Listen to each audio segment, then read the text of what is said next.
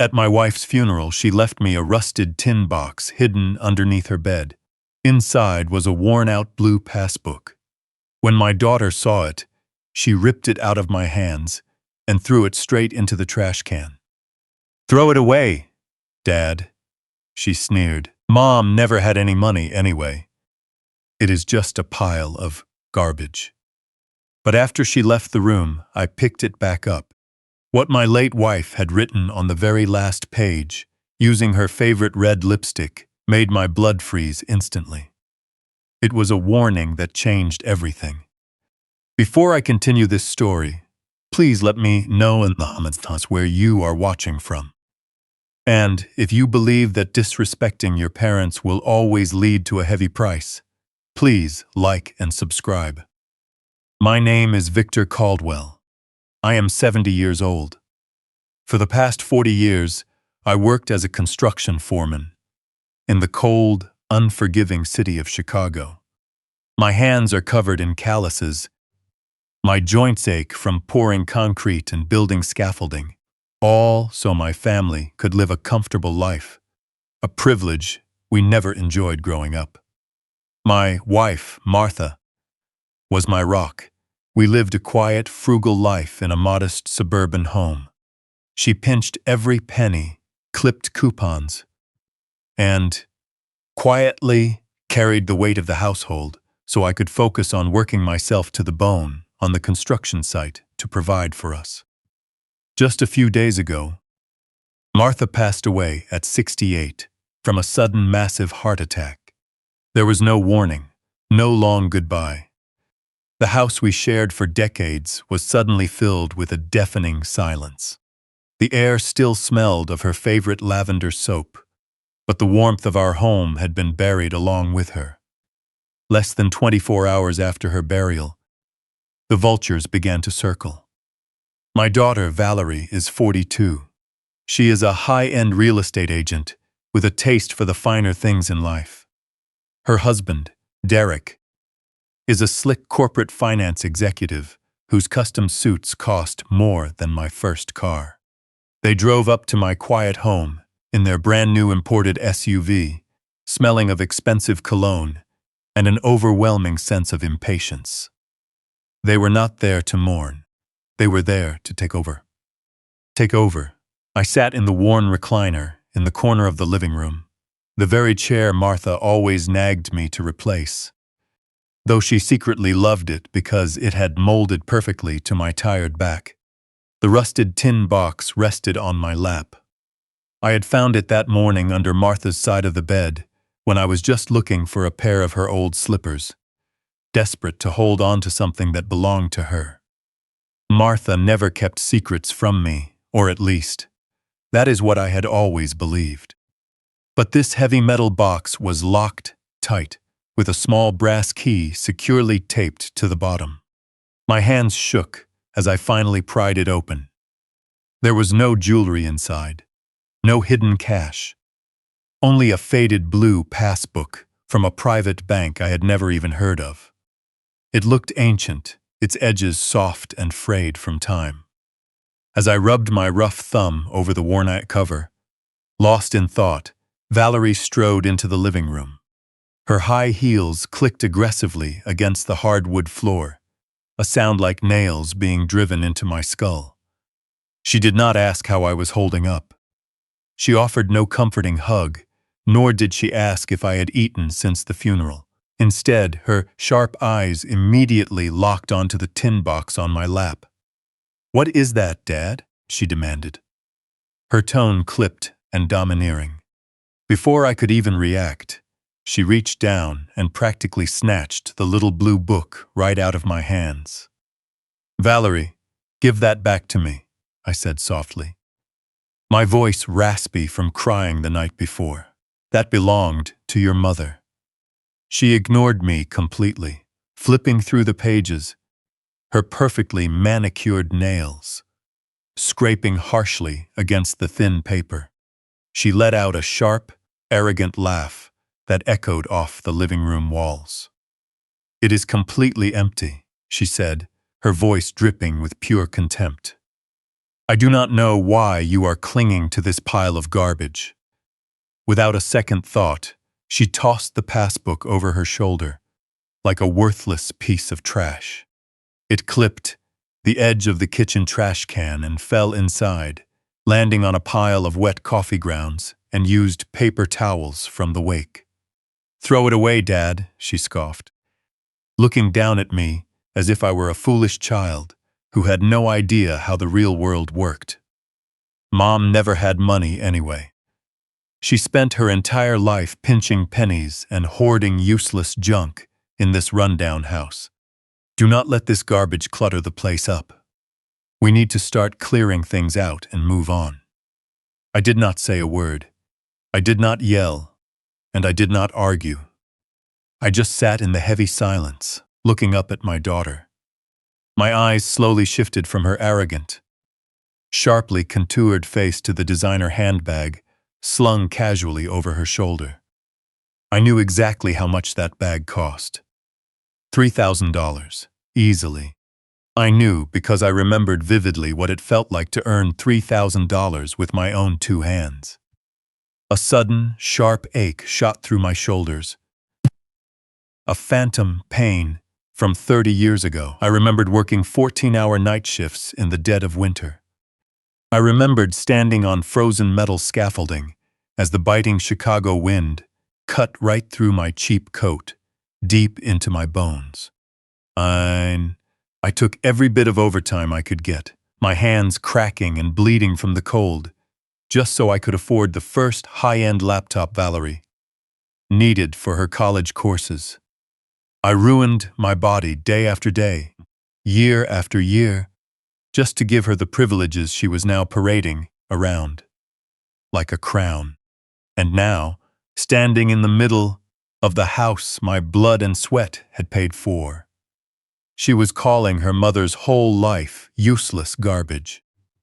Valerie turned on her expensive heels and strode into the kitchen to join Derek, who was loudly complaining that the living room was too dusty.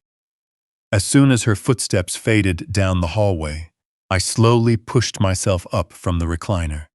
My bad knees popped in protest at the sudden movement, but I ignored the pain completely. I walked purposefully toward the trash can. Reaching past the wet garbage and the leftover mess of the last few days, I pulled out the faded blue passbook. I carefully brushed off the few coffee grounds stuck to it and opened it once more. Valerie was right about one thing. The front pages were completely blank, but she had not looked closely enough. She was too impatient, too dismissive to ever check the very last page. I flipped to the back cover of the booklet. There, written in bold, frantic strokes of Martha's favorite red lipstick, was a long string of alphanumeric code. It stood out starkly against the yellowed paper. Right beneath that code, in a trembling, desperate hand I instantly recognized as my beloved wife's, was a short message that made my breath catch violently in my throat. It read, "Do not trust them. Save yourself." A bone-chilling cold swept through my entire body. Martha was the most meticulous, cautious woman I had ever known. She never exaggerated. She never left cryptic notes. If she had locked this in a box under our bed, it meant something truly terrible was happening. My eyes drifted slowly from the lipstick warning to the hallway, where I could hear Valerie and Derek laughing about something in the kitchen. Right at that exact moment, my grief began to harden into something else entirely. It hardened into a cold, unbreakable resolve. I slid the passbook into the inside pocket of my jacket, right against my beating heart. I did not know what the code meant yet, but I knew my daughter was wrong. My wife was not hoarding trash. She was leaving me a weapon. The morning sun felt far too bright. I sat at the worn kitchen table, slowly sipping a cup of black coffee. The weight of the blue passbook in my jacket pocket was a constant anchor, reminding me of the promise I made to Martha the night before. I was not going to be a victim. At 8 a.m. sharp, The front door was pushed open without so much as a knock. Valerie and Derek walked in, bringing the bitter Chicago chill with them. Derek dropped a thick manila folder onto the oak table, right in front of my coffee cup. The heavy slap of paper echoed sharply in the room. "Good morning, Dad," Derek said. His voice was smooth and slick, the exact kind of voice built on selling lies. He pulled out a chair and sat directly across from me. "We need to have a serious talk about the future." Valerie paced behind him, checking her phone. She looked completely disengaged, as if she were waiting for a barista to make her morning latte rather than pushing her father out of the home he had lived in for 40 years. "What is this?" I asked, tapping my rough fingers against the folder. Derek smiled. It was the practiced smile of a predator. "Dad, your health is our absolute priority now. Dad, living alone in this big empty house is just not safe for you, especially at your age, let alone after losing Martha. We want you to move in with us." "Move in with you?" I repeated quietly. "Exactly," Derek continued, his tone thick with fake sympathy. "We have that beautiful basement suite. You will have your own space, but you will be close to family. We can look after you. But to make this transition seamless, we need to handle the estate immediately." He opened the folder and spread out a stack of legal documents. Power of attorney, real estate transfer agreements. "Putting this old place on the market," Derek pressed, leaning forward. "You sign these, and I will handle all the tedious paperwork. I can have the house listed by next Monday. The proceeds will go straight into a high-yield retirement account that I personally manage. You will never have to worry about another bill again. We will take care of everything, Dad. All you need to do is rest." I looked at the papers, and then I looked at Derek's hands. They were perfectly manicured, soft, and completely untouched by a single day of hard labor. My hands were a mess of scarred knuckles, permanently swollen from decades of gripping cold steel and pouring concrete. He wanted to take the roof over my head, the roof I had built for his wife, and turn it into a neat digital commission for himself, all without shedding a single drop of sweat. "We buried her less than 24 hours ago," I said deliberately, letting the raspy exhaustion seep into my words.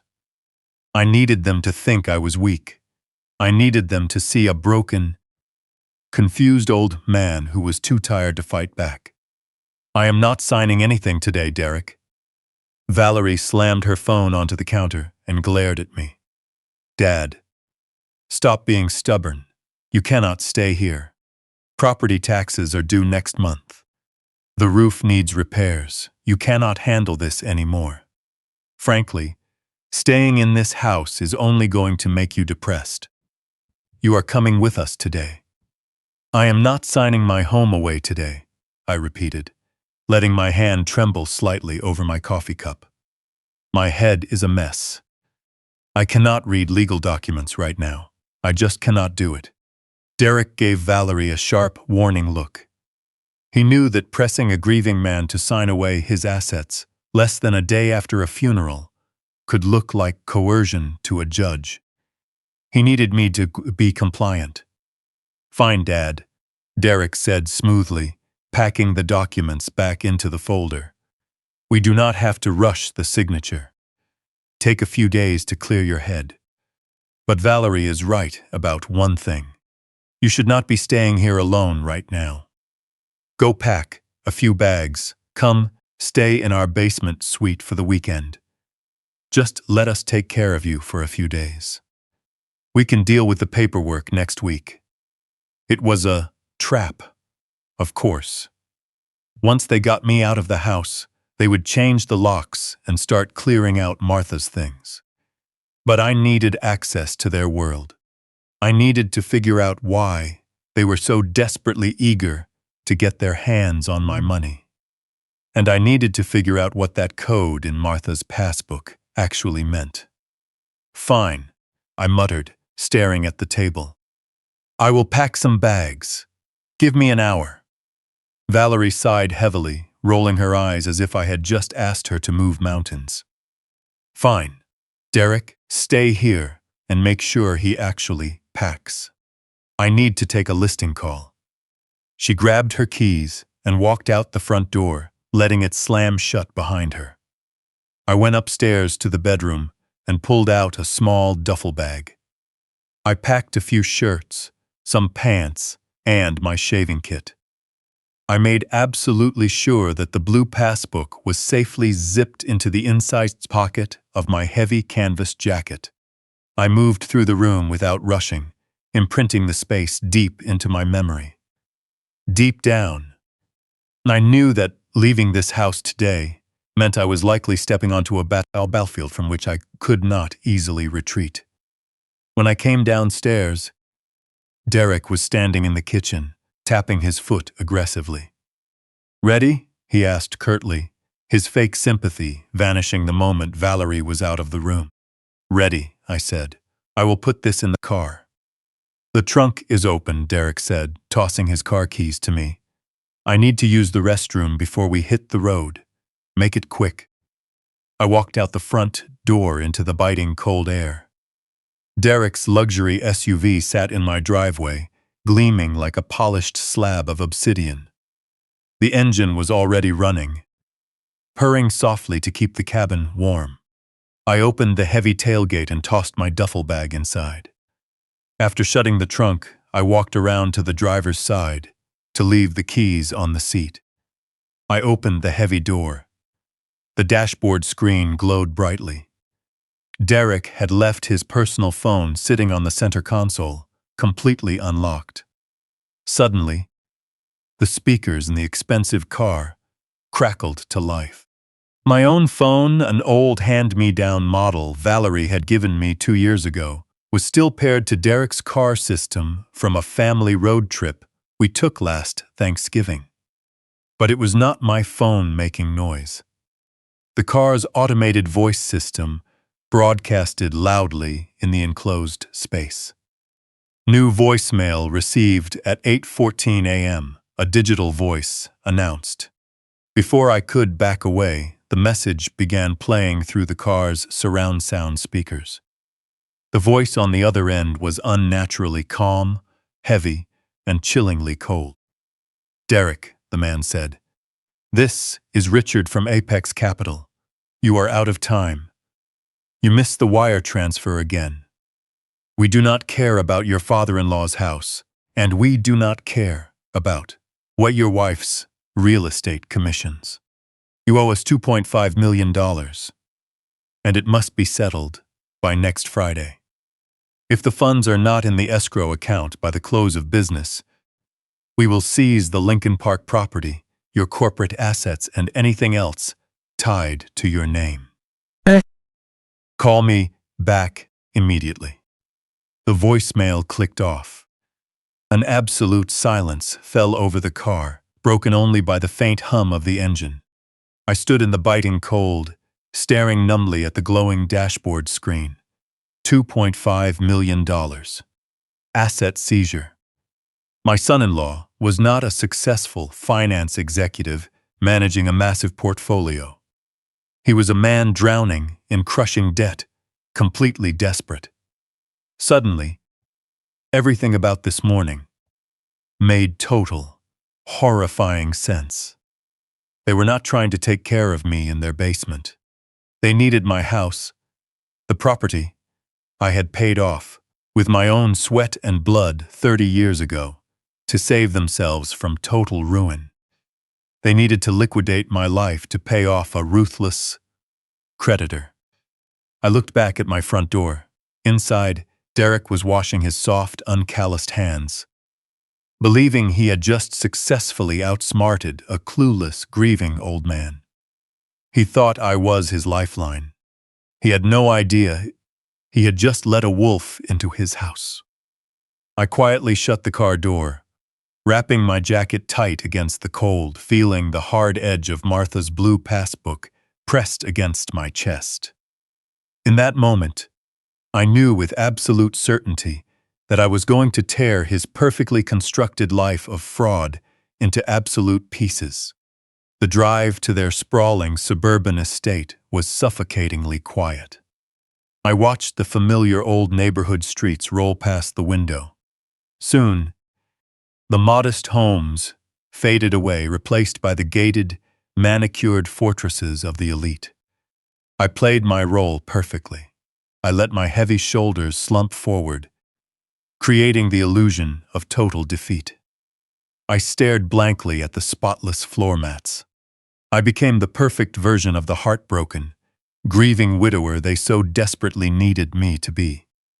When we pulled up to their massive stone mansion, Derek hopped out and grabbed my single duffel bag with a sickeningly bright smile. He led me through the grand foyer, past the cascading crystal chandeliers, and straight down to the basement. It was a beautifully finished suite, technically luxurious with recessed lighting, but it felt like what it truly was, a gilded storage room for an inconvenient old man. Valerie did not even bother coming down to help me settle in. She simply shouted from the top of the stairs that she was ordering to check out for dinner, and to help myself. I sat on the edge of the stiff guest bed, listening to the heavy footsteps echoing on the hardwood floor directly above me. They thought they had secured their lifeline. They thought I was completely oblivious to the $2.5 million debt ticking like a time bomb under their feet. I unbuttoned my shirt and slid Martha's blue passbook under the heavy mattress for safekeeping. For the next 3 days, I watched them from the shadows of my basement cell. I observed their lifestyle, and it made the acid rise in my stomach. Every afternoon, a steady stream of delivery trucks pulled up to the circular driveway without fail. They unloaded boxes from high-end boutiques, expensive wines, and imported furniture they absolutely did not need. Their burn rate was astonishing. At night, the doorbell rang with deliveries from the city's most expensive restaurants.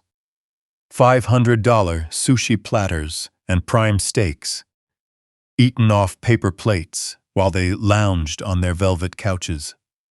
But underneath this shiny exterior of endless wealth, ugly cracks were already showing. I saw Derek pacing the back patio, his phone pressed tight to his ear. His face looked hollow, his shoulders tense with panic. Every time his phone buzzed with an unknown number, he would jump, staring at the screen with pure terror before pressing decline. He was dodging calls constantly. Valerie was equally on the verge of a breakdown. She screamed at delivery drivers, snapped at the landscaping crew, and drank 3 glasses of wine before the sun even set. They were thrashing wildly. They were thrashing Willie in an ocean of their own financial incompetence. Yet, they refused to stop spending. It was a sickness. They believed that looking rich would somehow protect them from the reality of going completely broke. I kept my head down, patiently waiting for them to make a mistake. My perfect opportunity to take the measure of my son-in-law came on the 4th morning of my stay.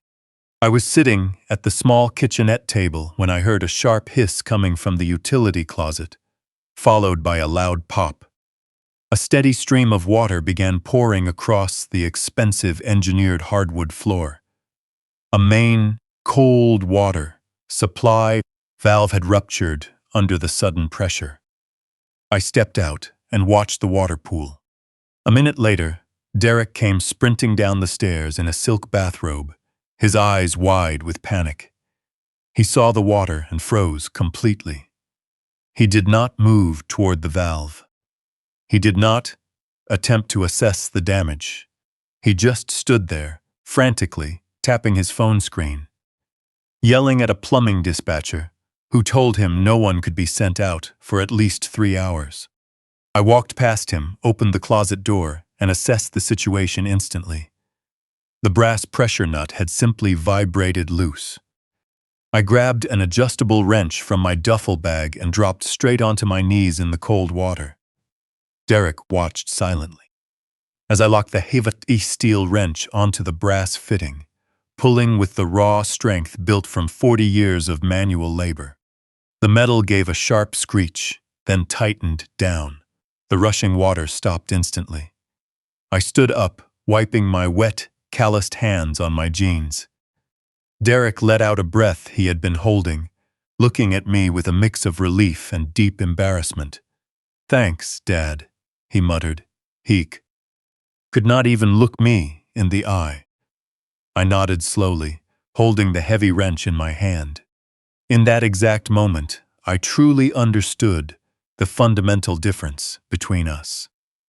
Derek knew how to manipulate spreadsheets. He knew how to leverage debt and make grand promises. But he did not know how to build anything, and he certainly did not know how to fix a leak.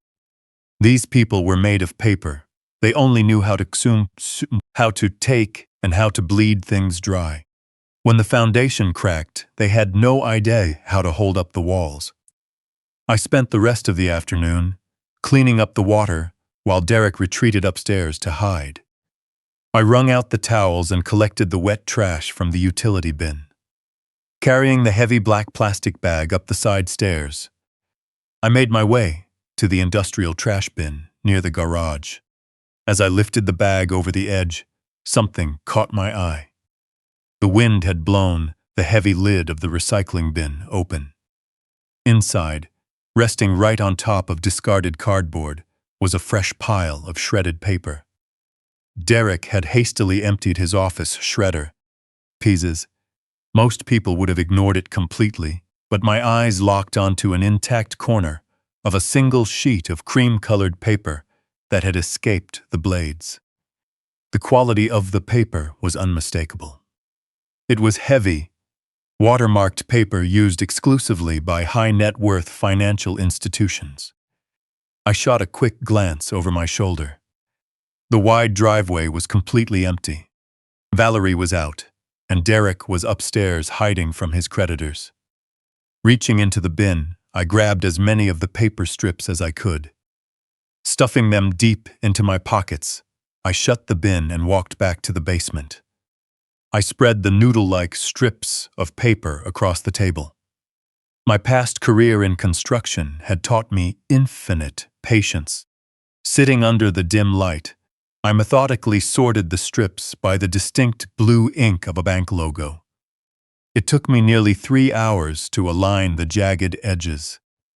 My back ached, and my eyes burned, but I did not stop until the top half of the document was fully reconstructed. Taping the pieces together, I stared down at the result. My breath hitched. The logo at the top was an ornate silver shield. Sterling Trust Bank. It was an exclusive financial institution located in the wealthiest district of downtown Chicago. You could not even open an account there unless you had millions in liquid assets. But it was not the logo that made my world spin. It was the name printed clearly in the recipient field. This master account statement, detailing a massive, highly secured offshore financial trust, was addressed directly to my wonderful, fiercely devoted late wife. Martha Jean Caldwell. Martha Jean Caldwell. I ran my calloused thumb over her printed name, staring at the taped paper until the sharp black letters began to blur. My Martha, the woman who washed plastic bags to save a few pennies. This modest woman held a master account statement from Sterling Trust Bank. It made no logical sense. Sterling Trust was not a bank for retired construction workers. It was an elite financial fortress designed specifically for corporate executives to hide vast wealth behind impenetrable offshore walls. Yet, her name was printed in sharp indigo ink on expensive watermarked paper. retrieved directly from my slick son-in-law's shredded trash. I sat under the dim light of my basement cell, letting the dark reality wash over me. Derek had shredded this document to destroy evidence of a financial trust connected to my dead wife. My mind flashed back to the faded blue passbook hidden under my mattress, the one with the lipstick warning. Do not trust them. Save yourself. The jagged pieces were scattered everywhere. But I was starting to see the very sharp edges. I needed to know exactly how much Valerie knew about this betrayal. Folding the taped document, I slid it into the chest pocket of my old flannel shirt. I waited a full 10 minutes after she returned home, giving her just enough time to pour her evening glass of wine. Then I began the slow climb up the basement stairs, letting my boots drag heavily against the wood to announce my arrival. I found her in the spacious kitchen. She was leaning against the granite island, typing aggressively on her smartphone. Dropping my shoulders, I adopted the exact posture of a disoriented, grieving, and confused widower. I cleared my throat softly. Valerie snapped her head up, her expression freezing into absolute annoyance. "What is it, Dad?" she asked, not even bothering to put her phone down. Moving forward slowly, I used trembling fingers to pull the taped paper from my pocket. "I am sorry to bother you, honey," I said, keeping my raspy voice thin and uncertain. "I was just taking out the trash like Derek asked, and the wind blew the recycling bin open. I saw this paper on the ground." I held the document out toward her. "Sweetheart, why would a high-end bank downtown be writing letters to your mother?" Valerie glanced casually at the paper. In the exact second, her eyes registered the Silver Shield logo and the name Martha Jean Caldwell, the color completely drained from her face. I watched the blood drain from her cheeks in an instant. Her sharp jaw went completely slack. For a tenth of a second, the arrogant real estate agent vanished, replaced by a terrified criminal who had just been caught red-handed. Before I could even blink, she lunged forward and snatched the taped paper right out of my hands. Her manicured nails dug deep into my palm. "What are you doing, digging through our trash?" She hissed, her voice jumping a full octave. "I was not digging through trash," I repeated softly, maintaining my overwhelmed disguise perfectly. It blew out. "I just wanted to know why they were sending mail to Martha." Valerie crumpled the document into a ball in her fist, her knuckles turning bone white. She took a deep, shaky breath, attempting to regain her composure. When she spoke again, her tone was dripping with a sickeningly sweet, condescending patience, the way one speaks to a confused toddler. "Dad, you are completely misunderstanding the situation," she lied smoothly. "That is just a predatory life insurance scam. You know how these terrible companies operate in the city. They buy lists of recently deceased seniors and send fake account statements to trick grieving family members into paying high administrative fees." Derek was furious when he saw it. That is why he shredded it. He was just trying to protect you from seeing it and getting upset for no reason. I looked her dead in the eye, studying the tiny bead of sweat forming at her left temple. I noticed the rapid, shallow rise and fall of her chest. She was lying right through her perfectly white teeth. I knew it. She knew I was testing her, but she desperately needed me to buy the lie. "It was a scam?" I asked, letting my voice quiver. "Exactly. Yes, Dad," she insisted, stepping closer and placing a cold hand on my shoulder. It is absolute trash. You really need to stop digging around and let your mind play tricks on you. Your grief is making you paranoid. Please, Go back downstairs and get some rest. Let Derek handle the financial mail." Turning her back to me, she dropped the crumpled paper directly into the kitchen garbage disposal and slammed the switch. The loud, grinding noise of the heavy motor filled the quiet kitchen, completely destroying my reconstructed evidence in a matter of seconds. I stood there watching her destroy the paper, simply nodding my head. "Okay, Valerie," I whispered. "I am sorry. I will go rest." I turned and walked slowly back to the basement door.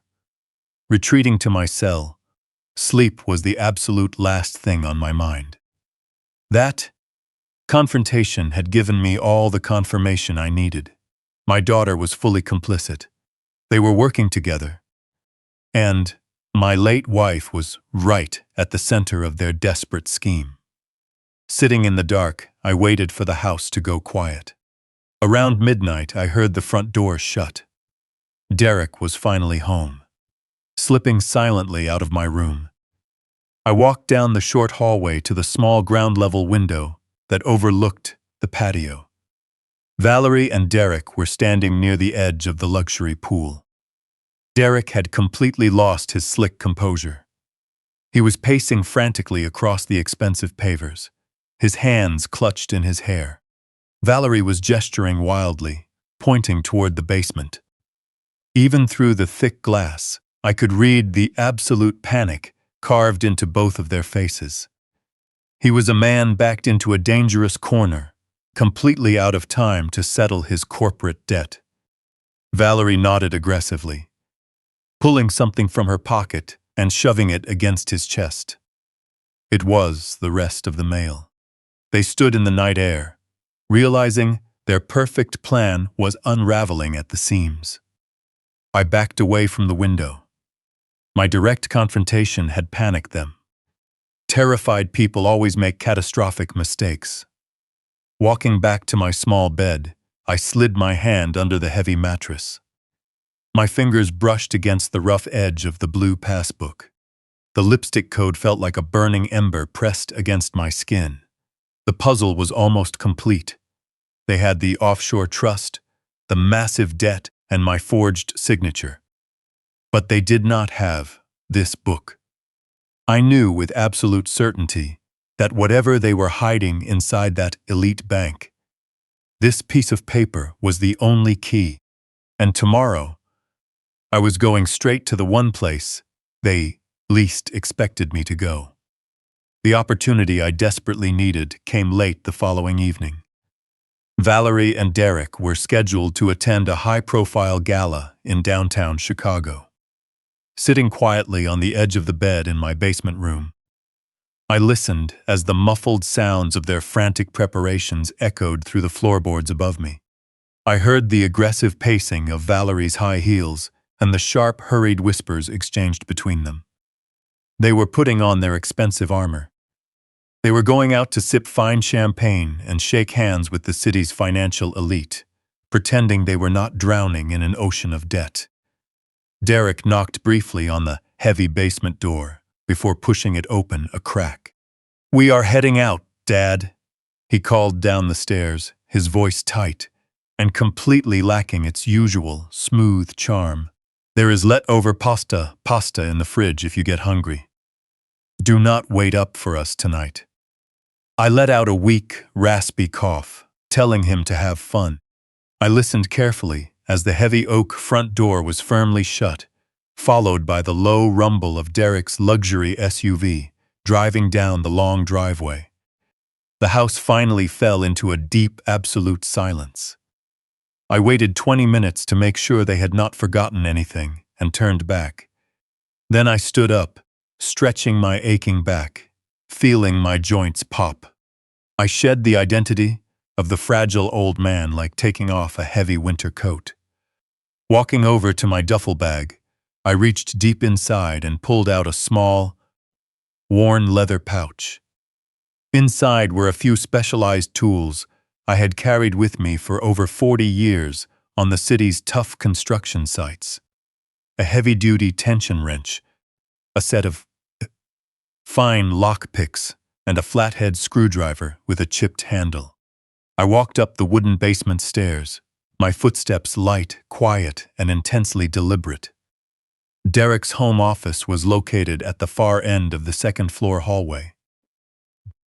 It was the only room in this massive mansion that he kept locked at all times, treating it like an impenetrable fortress. Standing before the polished mahogany door, I examined the locking mechanism carefully. It was a modern deadbolt, designed to keep out curious guests and snooping cleaning staff. But it was hardly a challenge for someone who had spent decades dismantling commercial-grade security systems on high-rise construction sites. Sliding the tension tool into the keyway, I applied steady rotational pressure with my left thumb while gently manipulating the pins with my right hand. I felt the internal mechanical pins click into place, one by one. 5 seconds later, the heavy door clicked open. Stepping inside, I closed the door quietly behind me, pulled the heavy velvet curtains shut, and switched on a small desk lamp. That office was a monument to Derek's overinflated ego. Floor-to-ceiling mahogany bookshelves held crisp, unread volumes on market strategy and global economics. The massive glass desk in the center of the room was spotlessly kept, entirely free of any sign of actual hard work. But I wasn't interested in his trophies or his carefully curated illusions. My eyes cut straight to the heavy steel filing cabinet, tucked discreetly in the corner of the room. It was a commercial-grade, fireproof safe, requiring both an electronic keypad and a physical master key. Derek was arrogant, but he was also predictable. Men obsessed with appearances usually lack the discipline to properly secure their internal mess. I dropped to my knees on the carpet in front of the cabinet, bypassing the keypad entirely. I found the manual override panel hidden beneath a small plastic cap on the side. Wedging my flathead screwdriver into the tight seam, I applied raw pressure until the plastic snapped off with a sharp pop. Using a sturdy piece of bent wire from my leather pouch, I tripped the internal locking latch directly. The heavy steel drawer unlocked with a loud, incredibly satisfying mechanical click. I pulled open the bottom drawer. It was crammed with thick manila folders. Methodically, I began pulling files and scanning labels under the dim glow of the desk lamp. Most of it was routine client portfolios, empty corporate jargon, and complex tax evasion paperwork designed to confuse auditors. I kept digging, pushing aside useless files until my calloused fingers struck a thick red folder hidden at the very back of the drawer. The label printed in bold black ink read, "Caldwell Estate." My heart slammed hard against my ribs. I pulled the red folder out, laid it flat on the glass desk, and flipped it open. The first few pages were detailed offshore wire logs. I dragged my rough index finger down the long columns of numbers. Derek had been systematically siphoning massive sums of money out of his legitimate business accounts, quietly routing them through a complex labyrinth of anonymous shell companies in Cyprus and the Cayman Islands.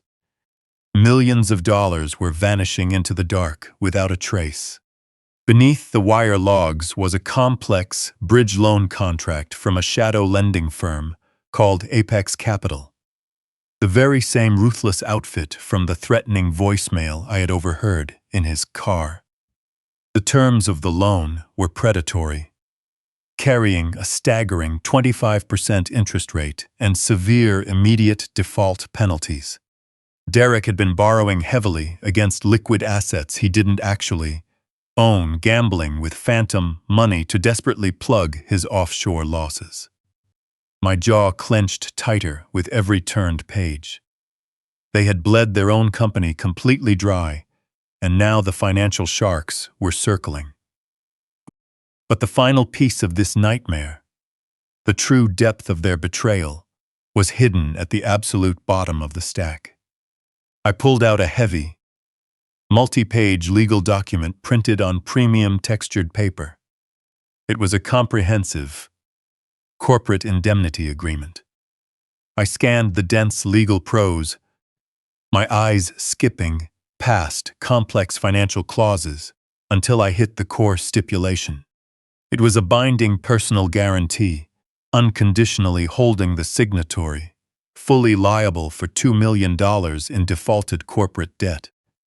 If Derek failed to pay back those lenders, the creditors had the absolute legal right to seize the guarantor's assets, bank accounts, retirement investments, and property. I flipped to the final page of the document. My breath hitched violently in my throat as a cold, paralyzing dread flooded my veins. Right on the signature line, executed in flawless, unwavering blue ink, was the name Victor Caldwell. I just stared at that forged signature in complete horror. The distinct arc of the V, the sharp, familiar angle of the C. It was a masterclass forgery of my handwriting.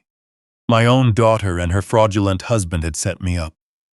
They weren't just trying to take my house. To save themselves, they had thrown me directly to the wolves. I stood frozen in the dim light of Derek's office, the heavy paper trembling in my scarred hands. That forged signature burned into my eyes. Victor Caldwell, a masterpiece of deception. The sheer audacity of it almost took my breath away.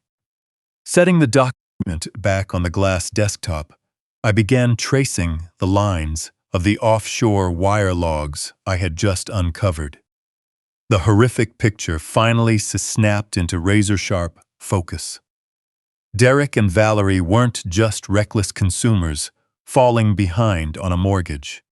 They were actively running a massive, highly sophisticated money laundering operation directly through my daughter's luxury real estate firm.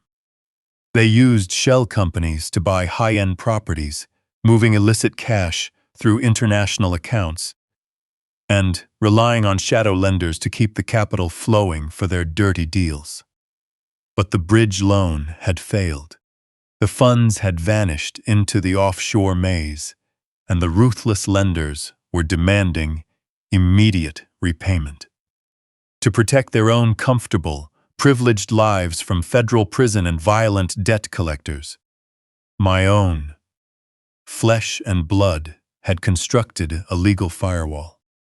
They had quietly signed my name to make me the ultimate scapegoat. If federal authorities came knocking, or if the shadow lenders decided to collect by force, all legal liability fell directly onto my 70-year-old shoulders. They intended to sacrifice me to save their mansion, their imported cars, and their pristine social reputation. Sinking into Derek's leather office chair, I felt a cold tear in my chest. I thought of the rusted tin box. I thought of the faded blue passbook and the warning scribbled in bright red lipstick. How did Martha know? For 40 years, my wife was the quiet, unseen architect of our family's survival. While I spent 14 hours a day breaking my back, pouring concrete, and hauling steel, Martha sat at our scratched kitchen table in her reading glasses. She managed our modest finances with absolute, unforgiving precision. She kept every grocery receipt, balanced the checkbook down to the last penny, and knew exactly where every single dollar we earned went. She never missed a thing. She was sharp, observant, and deeply intuitive. Valerie and Derek had always dismissed her as a simple, naive housewife who knew nothing of the real world. They had severely underestimated her. Martha must have seen something. Maybe she found a misplaced document during a visit. Or maybe she noticed a discrepancy in the tax forms they asked us to sign last year. Whatever it was, her sharp mind pieced the clues together. Before her heart finally gave out, she had discovered their sickening betrayal. She realized that our daughter, the child we gave up our entire youth to raise, was actively plotting our destruction. That realization must have shattered her completely. It was very likely what triggered the sudden, massive heart attack that took her life. She used her final days to protect that blue passbook and leave me a desperate warning. Do not trust them. Save yourself. The emotion that swept over me in that moment wasn't hot or explosive. It was a cold fury that dropped to absolute zero, settling deep into my bones. As a man who spent his life tackling problems head-on, my instinct was to walk straight out to the patio, slam this forged document into Derek's arrogant face, and demand a full confession. I wanted to drag Valerie into the light and ask her how she could look her mother in the eye while arranging our absolute ruin. But I forced myself to stand completely still. Taking a deep breath, I reined in the rage, threatening to consume my sanity. If I confronted them tonight, I would lose everything. Derek was a master manipulator, and Valerie was an experienced liar. If they knew I had breached the file cabinet, they would immediately destroy the paper trail. They would shred the offshore logs, burn the indemnity agreement, and deny everything. They would gaslight me, call the police, and claim my grief had driven me insane. Without this specific folder, I had zero physical evidence. I was just a retired construction worker throwing wild accusations at a wealthy, respected corporate executive. The police would look at my calloused hands and worn boots, then look at Derek's custom suit and Valerie's elegant tears. They would never believe me. I would be arrested for $2 million in debt, spending the rest of my life in a cold federal concrete cell. I would die in prison while the people who sent me there lived comfortably on money stolen from my life's work. I was not going to let that nightmare happen. I refused to be the sacrifice for their bottomless greed. Carefully picking up the corporate indemnity agreement with the forged signature, I folded it with absolute precision, once, then into quarters, and stuffed it deep into the inside pocket of my flannel shirt, right next to Martha's blue passbook. I reorganized the remaining files in the drawer, making sure the offshore logs and loan contracts were placed back exactly as I found them. Closing the heavy steel drawer of the cabinet, I turned the manual lock until I heard the satisfying dull click of the mechanism engaging. I replaced the broken plastic cover, smoothing it down so it appeared completely untouched. Wiping the glass desk with my sleeve, I ensured no fingerprints were left behind. I switched off the small desk lamp, plunging the room back into complete darkness. Slipping out, I closed the heavy mahogany door quietly, feeling the deadbolt click securely into place. As I walked silently down the carpeted stairs back to my basement room, my mind worked rapidly, calculating the logistics of a war I had never asked to fight. They thought they had the upper hand because they believed I was completely ignorant. They assumed my love for my daughter would keep me forever blind to her shocking cruelty. But they had made a fatal miscalculation. They had underestimated a man who spent his whole life studying structural integrity. I knew exactly how to find the weakest load-bearing pillar in a foundation, and I knew precisely where to strike so the entire building would come crashing down. Sitting on the edge of the bed in the dark, I pulled the blue passbook from my pocket. I rubbed my rough thumb over the shiny silver shield logo of Sterling Trust Bank, the one I had painstakingly pieced together from their shredded trash. Tomorrow morning, while Derek and Valerie were still nursing their hangovers and pretending to be upstanding citizens, I was going to take a trip downtown. I was going to walk straight through the heavy glass doors of that exclusive, elite financial institution.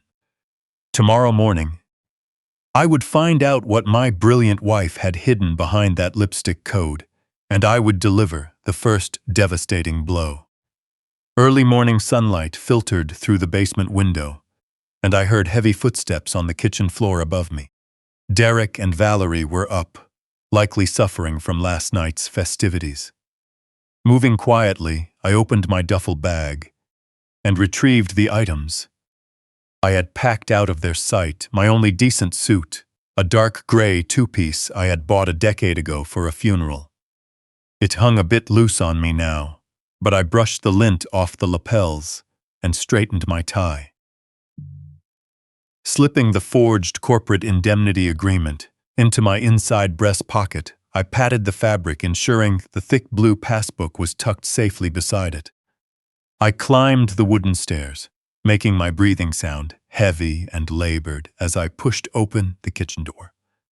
Valerie was hunched over the marble island, clutching a cup of black coffee. She barely looked in my direction. Lowering my voice, I weakly told her I had a routine doctor's appointment downtown to check my blood pressure. She waved an impatient hand, not even bothering to ask how I was getting there. Derek didn't look up from his tablet. They were completely oblivious that their carefully constructed scapegoat was walking right out their front door. I walked 3 blocks down the quiet suburban street before calling a car. There was no way I was letting them track my movements through Derek's luxury vehicle. The driver remained silent, allowing me to lean back and watch the landscape transition from pristine suburbs to the towering steel and glass canyons of downtown Chicago. The city pulsed with frantic energy. I could feel the weight of the blue passbook against my chest. Martha had left me a detailed map, and I was walking straight into the territory she had secretly navigated. The car pulled up to the curb on LaSalle Street, stopping in front of an imposing skyscraper that seemed to swallow the morning light. Stepping onto the busy sidewalk, I tipped the driver and buttoned my suit jacket against the cold wind. There, carved into a slab of dark granite in large, polished silver letters, read, "Sterling Trust Bank." It didn't look like a normal bank that handled checking accounts. It looked like a modern fortress, guarded by heavy revolving doors and motionless guards in black suits standing near the entrance. I adjusted my posture, squaring my shoulders and raising my chin. I was no longer the heartbroken widower playing a role in the basement. I was a man seeking the absolute truth. Crossing through the heavy revolving doors, I stepped into a vast, cavernous lobby echoing with the muted, expensive whispers of the financial elite. The floors were cut from seamless white marble, gleaming under warm, recessed lighting. Abstract art hung on the walls, and the air smelled faintly of lemon and expensive leather. There were no teller lines, no velvet ropes, and certainly no deposit slips scattered on counters. Instead, sleek mahogany desks were spaced far apart to ensure total client representativity. I walked straight into the nearest open representative, a young woman in a sharp navy suit wearing a strand of pearls. As I approached, her eyes lifted, instantly taking in my outdated, faded dark gray suit, my calloused hands, and the scuffed toes of my dress shoes. A tight, condescending smile formed on her lips. She categorized me in a split second as a lost vagrant who had wandered into the wrong building. "Excuse me, sir," she began, her voice carrying a polished impatience. "This is a private wealth management firm for invited clients only. I believe you might be looking for the commercial retail bank 3 blocks down the street. We do not handle standard transactions here." I didn't say a word. Reaching into my suit's breast pocket, I pulled out Martha's blue passbook and slapped it firmly onto the mahogany desk. The heavy thud echoed clearly in the quiet space. The representative stared at the worn blue cover, as if I had just placed a live bomb on her desk. "Sir, I don't know what this is," she started, reaching out to slide the passbook back to me. My scarred, heavy hand came down firmly on top of it, stopping her completely. "Open it," I ordered, letting the raspy, absolute authority in my voice cut right through her practiced dismissal. Looking at my face, she felt the shift in the air and slowly pulled her hand back. Flipping open the worn cover, her brow furrowed in total confusion as she stared at the numbers scribbled in bright red lipstick across the yellowed paper. "This makes no sense," she whispered, her polite mask slipping. Leaning forward, I planted both hands on the edge of the mahogany desk and looked her dead in the eye. I recited the string of numbers Martha had written, word for word, letting each digit hang heavy in the quiet air. 7, 4, 2, 9, 0, 1, Alpha. The young woman swallowed hard, visibly unsettled by my intense, unyielding presence. She turned her attention to her dual computer monitors, her manicured fingers flying across a sleek, silent keyboard. Typing the sequence into her secure internal system, she hit enter. I watched her face closely. In less than a second, her annoyance vanished entirely, replaced by a look of sheer shock. The color drained from her cheeks, leaving her looking absolutely terrified. She froze, her hands hovering above the keyboard, her eyes locked onto the glowing screen. She didn't speak. She didn't ask me another question. Slowly, her hand lowered beneath the mahogany desk. Having spent enough time on commercial construction sites, I knew exactly what a triggered, silent panic alarm looked like. Within 10 seconds, the atmosphere in the lobby shifted dramatically. I heard fast, heavy footsteps approaching behind me. Glancing back, I saw 3 burly security guards in dark suits moving rapidly across the marble floor, completely flanking my position. They didn't look like ordinary bank guards. They moved with tactically aggressive precision, their hands resting watchfully near their hips. I held my ground, my hand firmly pressing down on Martha's passbook.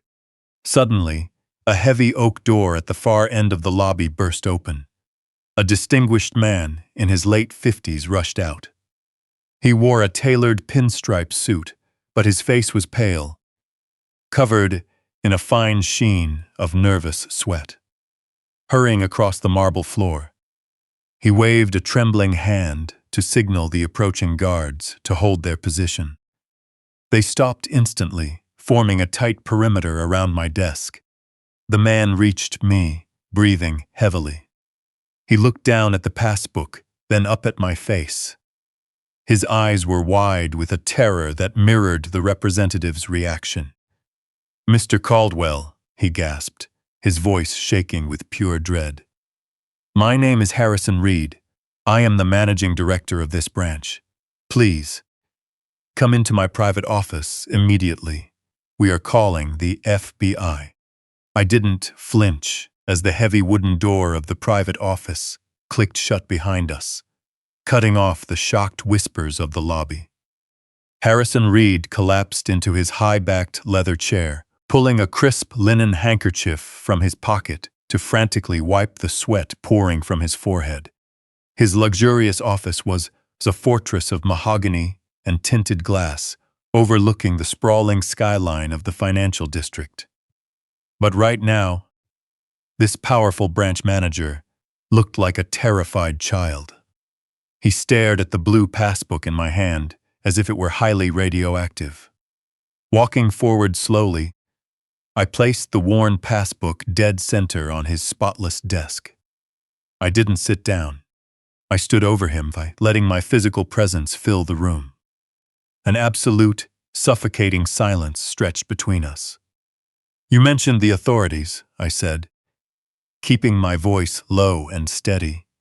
"And when my wife's account security code went through your system, you looked like you saw a ghost. I am a patient man, Mr. Reed. But my patience ran out when those guards surrounded me. You are going to tell me exactly what is inside that account, and you are going to tell me right now." Harrison swallowed hard, his Adam's apple bobbing against his tight silk collar, tapping a frantic series of codes into his desktop terminal. He turned the monitor slightly so he could read the glowing text.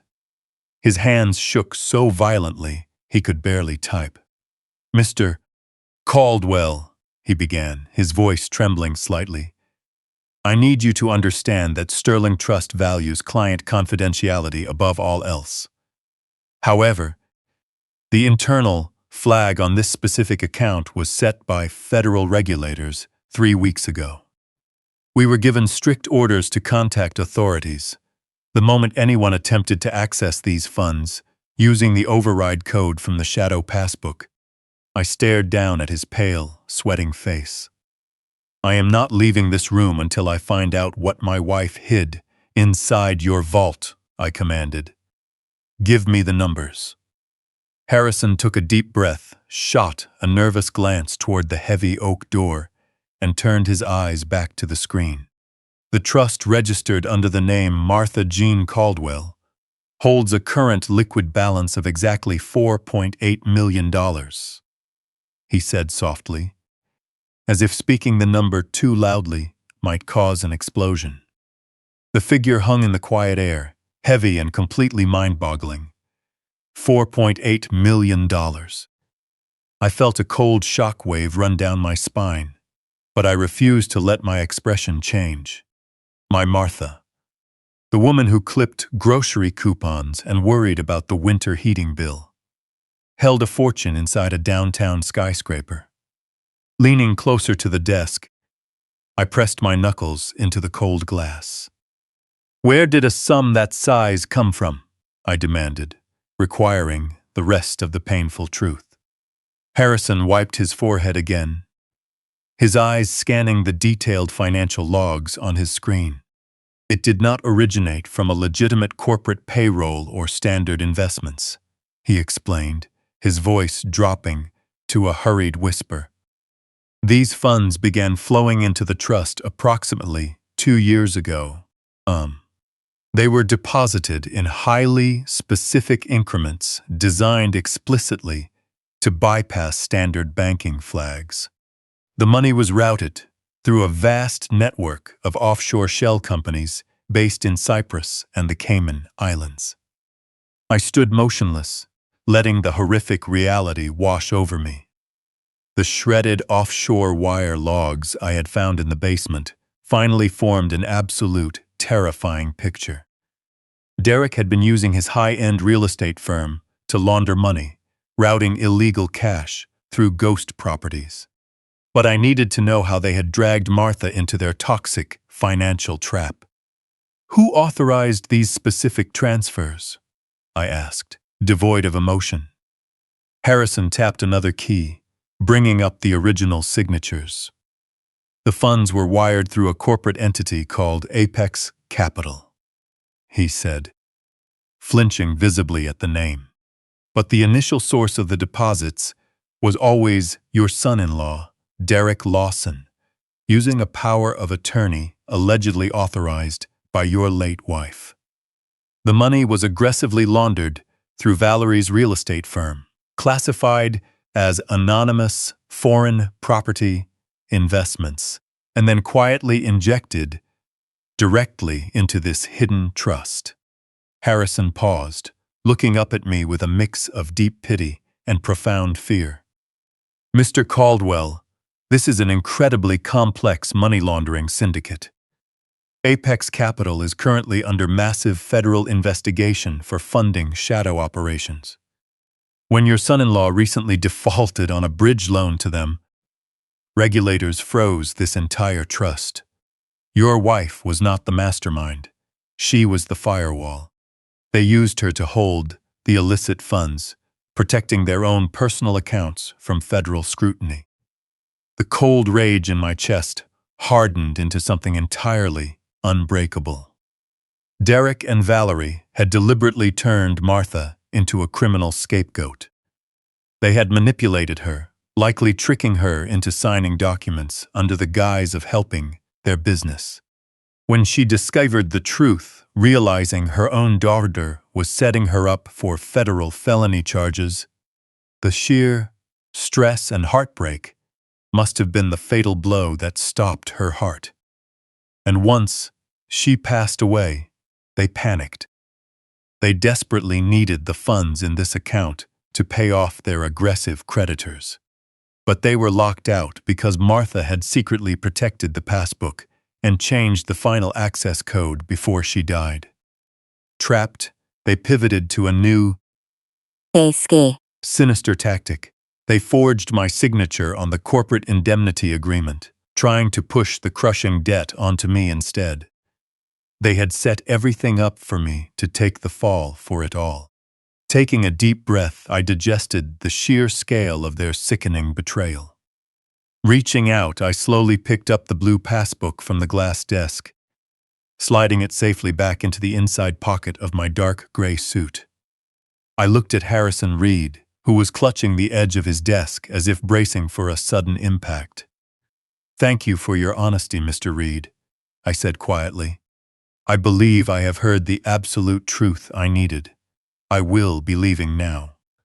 Before I could even turn my heavy boots toward the exit, the thick oak door of the private office was pushed open with immense force. The heavy wood slammed hard against the pristine drywall.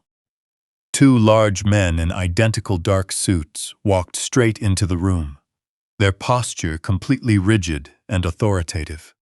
They didn't look like corporate bankers or private wealth managers. The lead man displayed a solid gold badge, clipped securely to his belt. He looked straight into my eyes, his expression completely devoid of human warmth. I held my ground, refusing to show a shred of fear or weakness. "I am Federal Agent Thomas Riley," he announced, his deep voice commanding the entire space. He took a final, deliberate step toward me, completely blocking the only exit. He pointed at the pocket containing the blue passbook. "Victor Caldwell," he stated firmly, "you have a lot of explaining to do." The heavy oak door clicked shut behind Federal Agent Thomas Riley, sealing the private bank office in a thick, suffocating tension. Harrison Reed sat frozen behind his mahogany desk, completely paralyzed by the sudden arrival of federal law enforcement. I didn't move. I didn't blink. Maintaining a completely rigid posture, I looked straight into the cold eyes of the federal agent who had just accused me of orchestrating a massive financial crime. Riley walked slowly toward the center of the room, his dark suit absorbing the soft light. Unclipping a pair of heavy steel handcuffs from his belt, he deliberately placed them onto the spotless glass surface of the desk. It was a silent, calculated threat designed to break my resolve. "You are holding a passbook that connects directly to a frozen offshore trust, holding nearly $5 million in laundered funds," Riley said, his voice echoing sharply off the paneled walls. "That money is the direct result of a massive criminal syndicate involving shell companies, fraudulent real estate deals, and illegal bridge loans from shadow lenders. Right now, Victor, you are the only person holding the physical key to that vault." I stood my ground, my calloused hands hanging calmly at my sides. "I am a retired construction foreman, Agent Riley. I poured concrete for 40 years. I know nothing about offshore trusts or shadow lenders." Riley let out a sharp, dismissive laugh. "Don't play the confused old man with me, Caldwell. We have been tracking Apex Capital's money trail for over 8 months. We followed the digital breadcrumbs straight to this specific institution. We flagged this account weeks ago, waiting to see who would be arrogant enough to walk through those front doors and claim the cash. And now here, you stand in your Sunday best, reciting the biometric security code. He took a step closer, invading my personal space. The game is over, Victor. We know exactly how you did it. You used your daughter's high-end real estate firm as a legitimate cover to wash dirty money. You injected illicit cash into a hidden trust under your late wife's name to completely evade federal tax scrutiny. It was a brilliant, highly insulated strategy, using your own family members as disposable shields. But you got greedy, and your shadow creditors ran out of patience. The sheer audacity of his accusation made my blood run cold. He truly believed I was the criminal mastermind.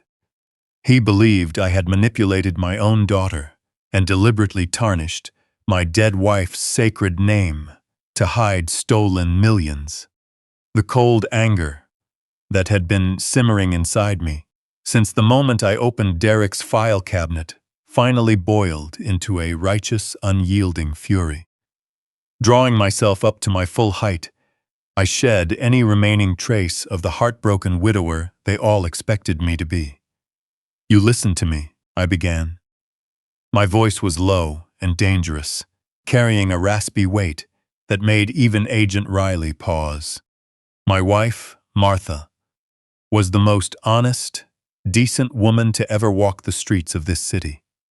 She pinched pennies to buy groceries. She wore her shoes until the soles wore through. In her 68 years of life, she never touched a single dirty dollar. Never disrespect her memory by suggesting she was a willing participant in this dirty business. Riley crossed his arms, his expression hardening into a wall of pure skepticism. "The money is in her name. Victor, the paper trail leads directly to your family.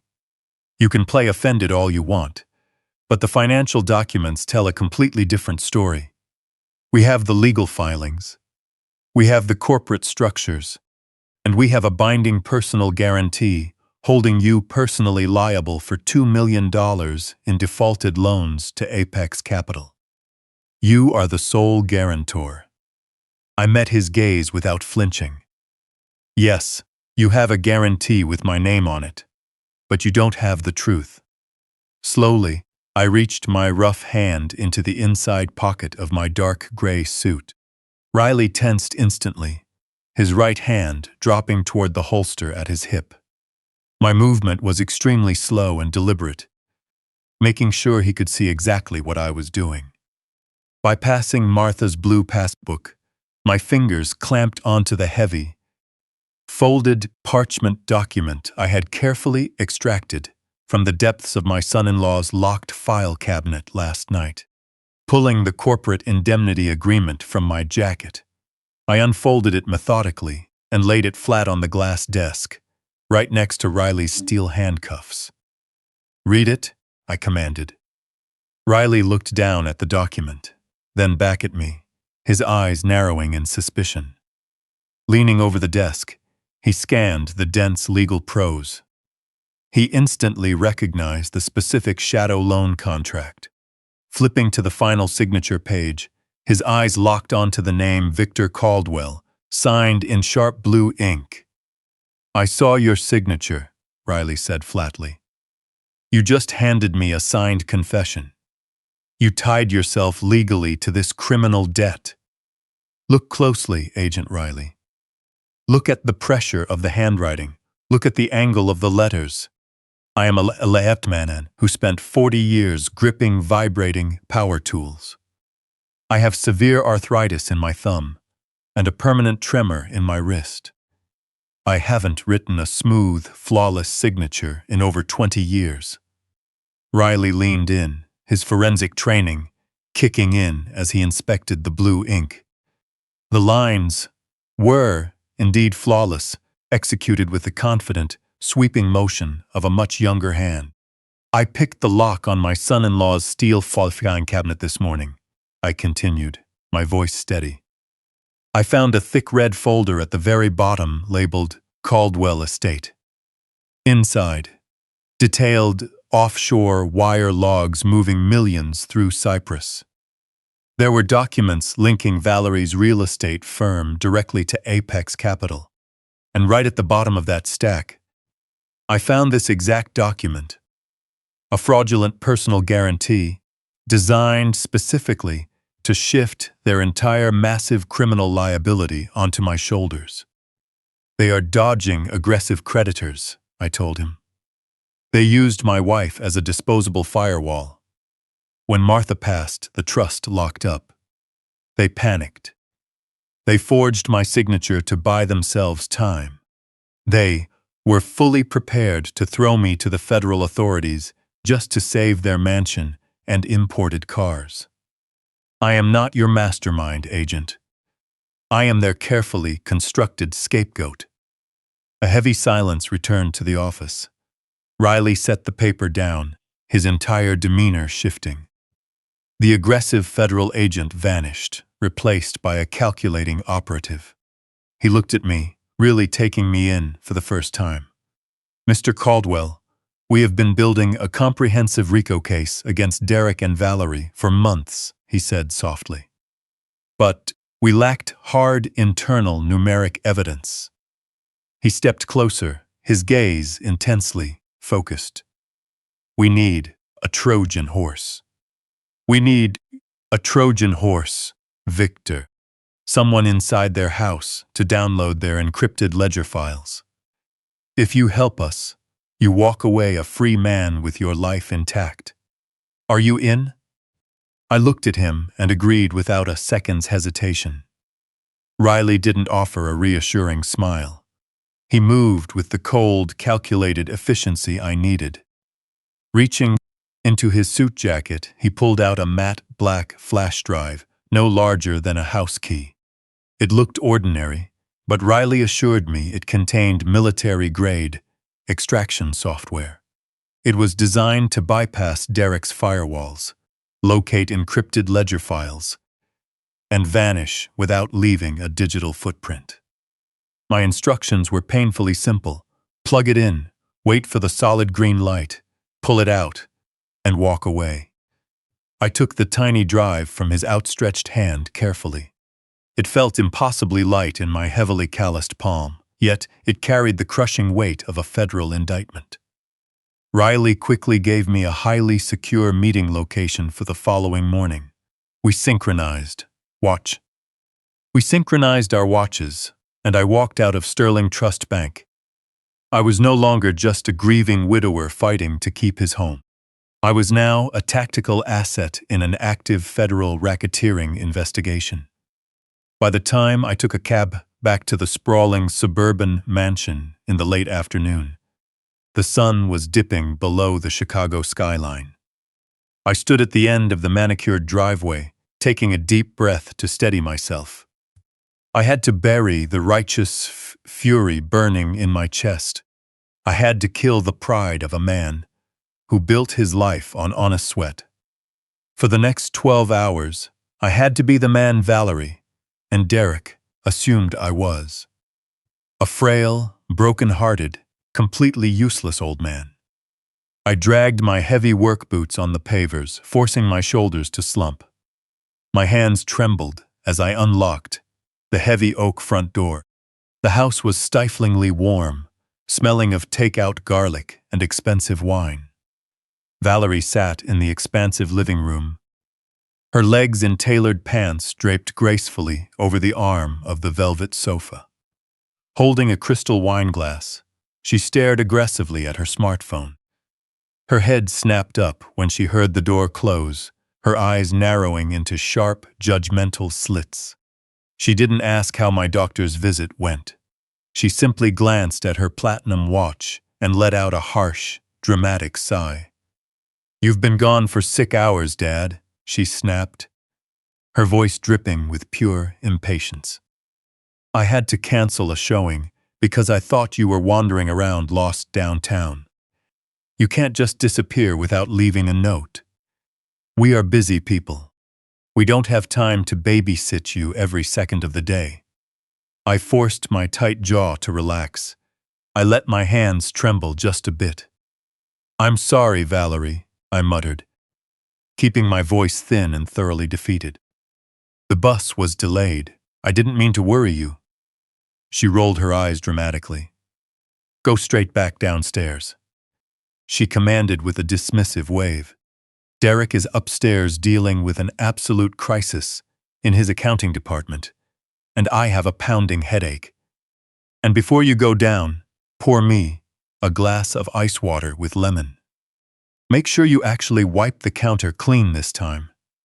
A cold, violent urge gripped the back of my neck. My own daughter, the woman whose college tuition was paid for by the permanent damage to my spine, was treating me like an incompetent servant.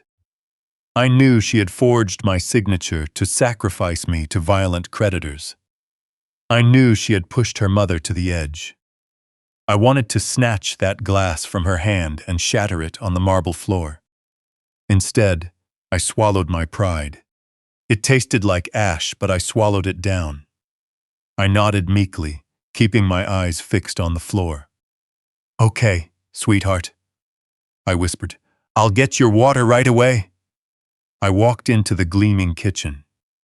Taking a crystal glass from the cabinet, I filled it with ice and water, slicing a lemon with methodical precision.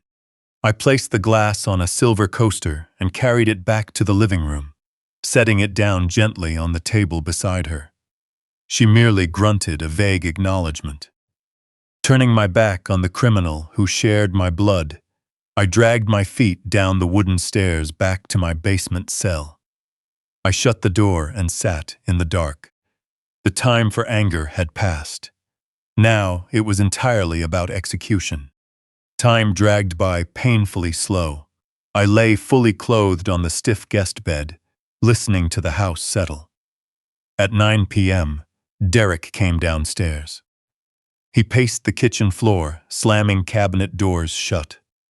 I could hear his muffled voice arguing fiercely on the phone. The shadow lenders were tightening the noose. At 11 p.m., an argument broke out between Derek and Valerie. Vicious insults echoed down the hallway. By midnight, the fighting finally stopped, replaced by the heavy slam of a bedroom door. I didn't move. Patience was a weapon most people lacked entirely. I waited for the deep, rhythmic silence that only falls when a house is completely asleep. I watched the glowing numbers on my cheap phone tick upward. 1:30, 1:45. At exactly 2:00 a.m., I sat up. I took the black flash drive from my pocket, gripping it tightly in my palm. Slipping off my heavy work boots, I stood in thick wool socks. I opened the basement door. The hinges were silent. I climbed the stairs, placing my weight on the outer edges of the wooden steps to prevent the old wood from creaking. I moved like a ghost through the grand foyer, reaching the second-floor landing. The master bedroom door was shut tight. I approached the heavy mahogany door of Derek's private office. Pulling my specialized tension wrench and flat pick from my pocket, my hands remained rock steady. The frail old man was gone. I slid the tools into the deadbolt mechanism, applying rotational pressure and picking the pins in a smooth, rapid sequence. The lock yielded with a soft click. Slipping inside, I closed the door silently behind me. Pale moonlight filtered through the tall windows, providing just enough light. I walked straight to Derek's sleek laptop sitting neatly on the glass desk and lifted the screen. The machine woke instantly, demanding a password. Riley had already planned for this. The FBI software required no network access. It was a brute force extractions tool designed to bypass the operating system entirely. Locating the hidden data port on the side of the machine, I inserted the black flash drive. The screen flickered violently, cutting to a stark black terminal. Green code scrolled at a blistering speed. A small status bar appeared. 20%. 40%. The download was massive. The illegal corporate ledgers were flowing into my hands. 60%. Suddenly, a sharp noise shattered the absolute silence. Just outside the mahogany door, a heavy floorboard groaned loudly. Someone was walking slowly down the carpeted hallway, heading straight for the office.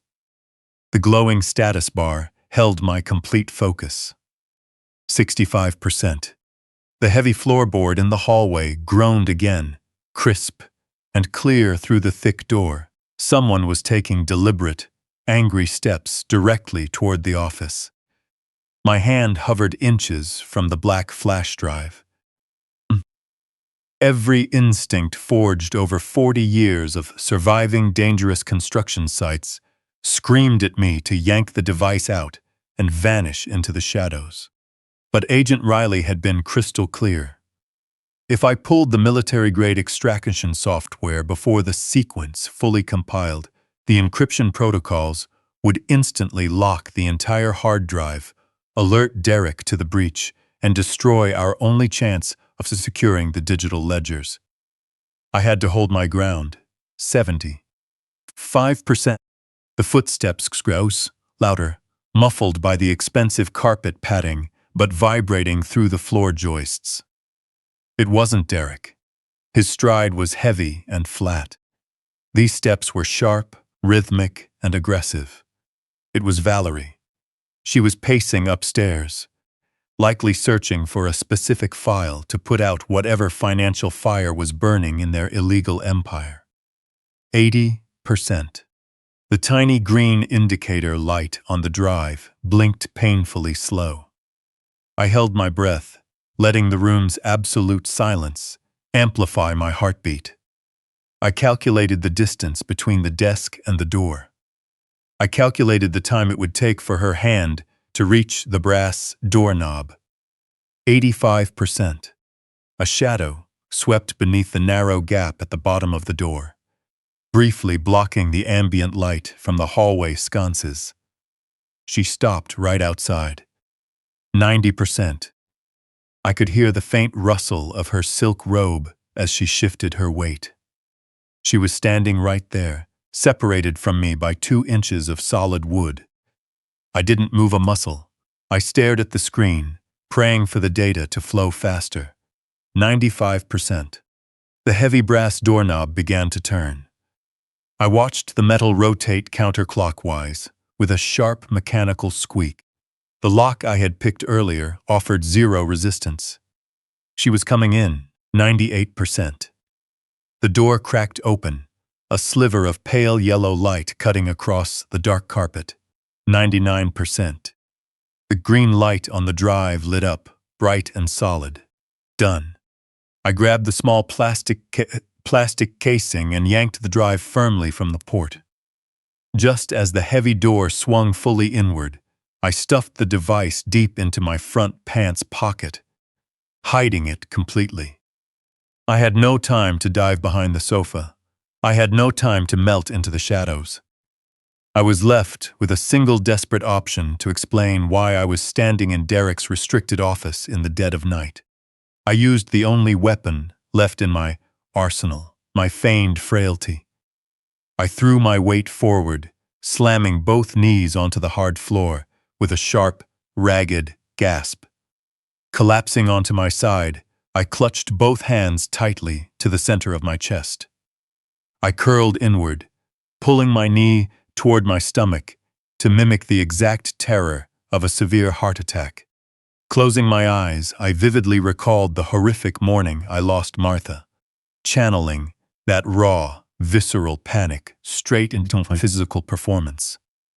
I let a wet, guttural groan escape my throat, forcing my breath to come in shallow, desperate hitches. I clawed at the fabric of my shirt, twisting the cloth in my fist as if my heart were failing.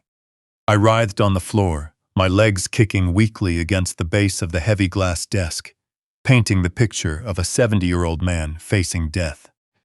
Valerie stepped into the office, bathed in the harsh light pouring in from the hallway. She looked down at me writhing on the floor. I waited for her to gasp. I waited for her to drop whatever was in her hands and rush to my side. I waited for her to frantically fumble for her smartphone to dial 911. I waited for the instinctive, primal panic of a daughter, seeing her father dying right before her eyes. I waited, but absolutely nothing happened. There was no scream. There was no surge of adrenaline. Just a cold, heavy sigh filled with deep irritation.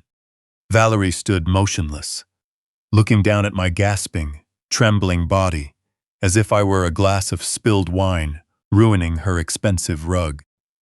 Illuminated by the desk lamp I had knocked over, her face was a mask of total indifference. She didn't reach for her phone. She didn't kneel to check my pulse. She simply crossed her arms over her chest.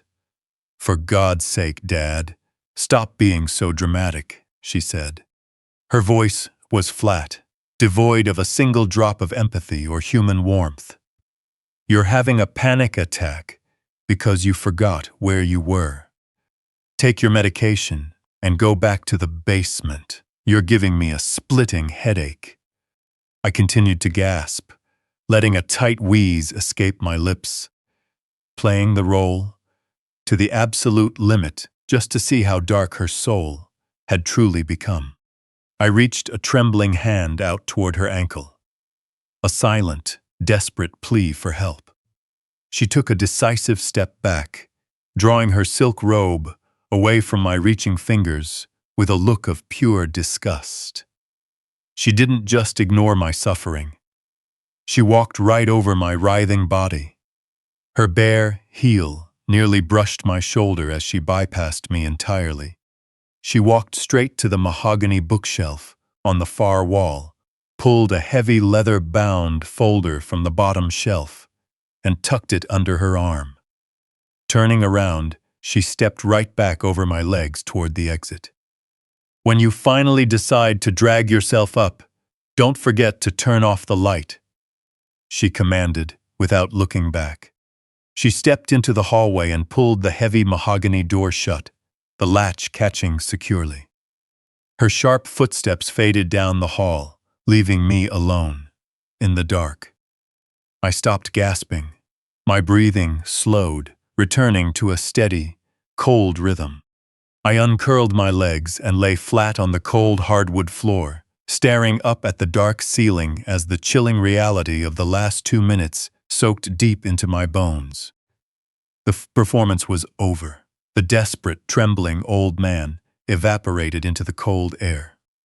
My daughter had just looked at me, fully believing I was suffering a fatal heart attack, and stepped over my dying body to grab a piece of paper.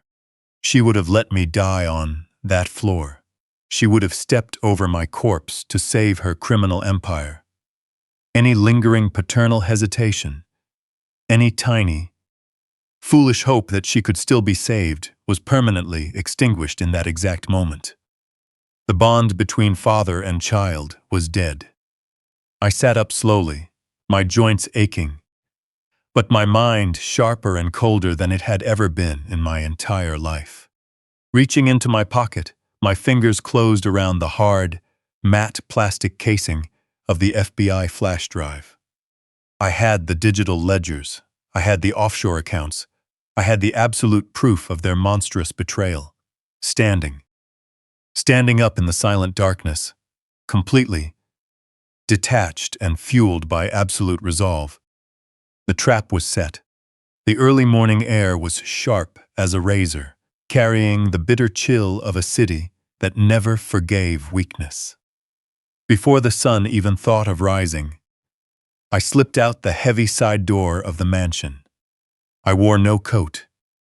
The biting wind cut through my thin flannel shirt, a necessary grounding force, a brutal reminder that I was alive while my daughter was actively waiting for me to stop breathing.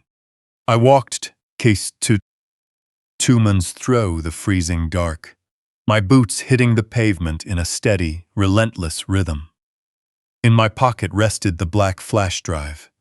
It felt heavier now, carrying the weight of the total destruction of the family I had broken my back to build. Agent Riley had chosen a desolate meeting spot, an abandoned industrial park on the edge of the city, where rusted chain-link fences and cracked concrete dominated the landscape. When I arrived, a black sedan sat idling near the wall of a decaying warehouse, its exhaust spewing thick white plumes into the freezing air. As I approached, Riley stepped out from the passenger side. He offered no polite greeting, asking nothing about the grim reality of surviving in that house. He simply held out his gloved hand.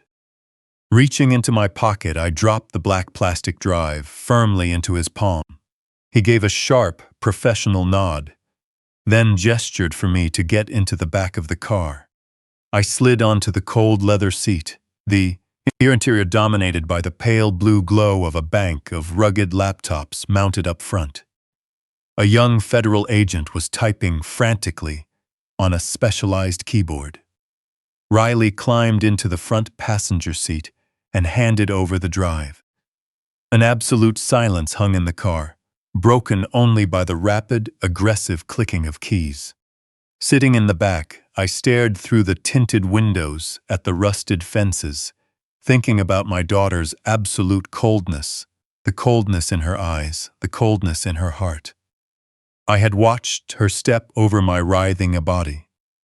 She had stepped right over my dying frame and my pleading hands.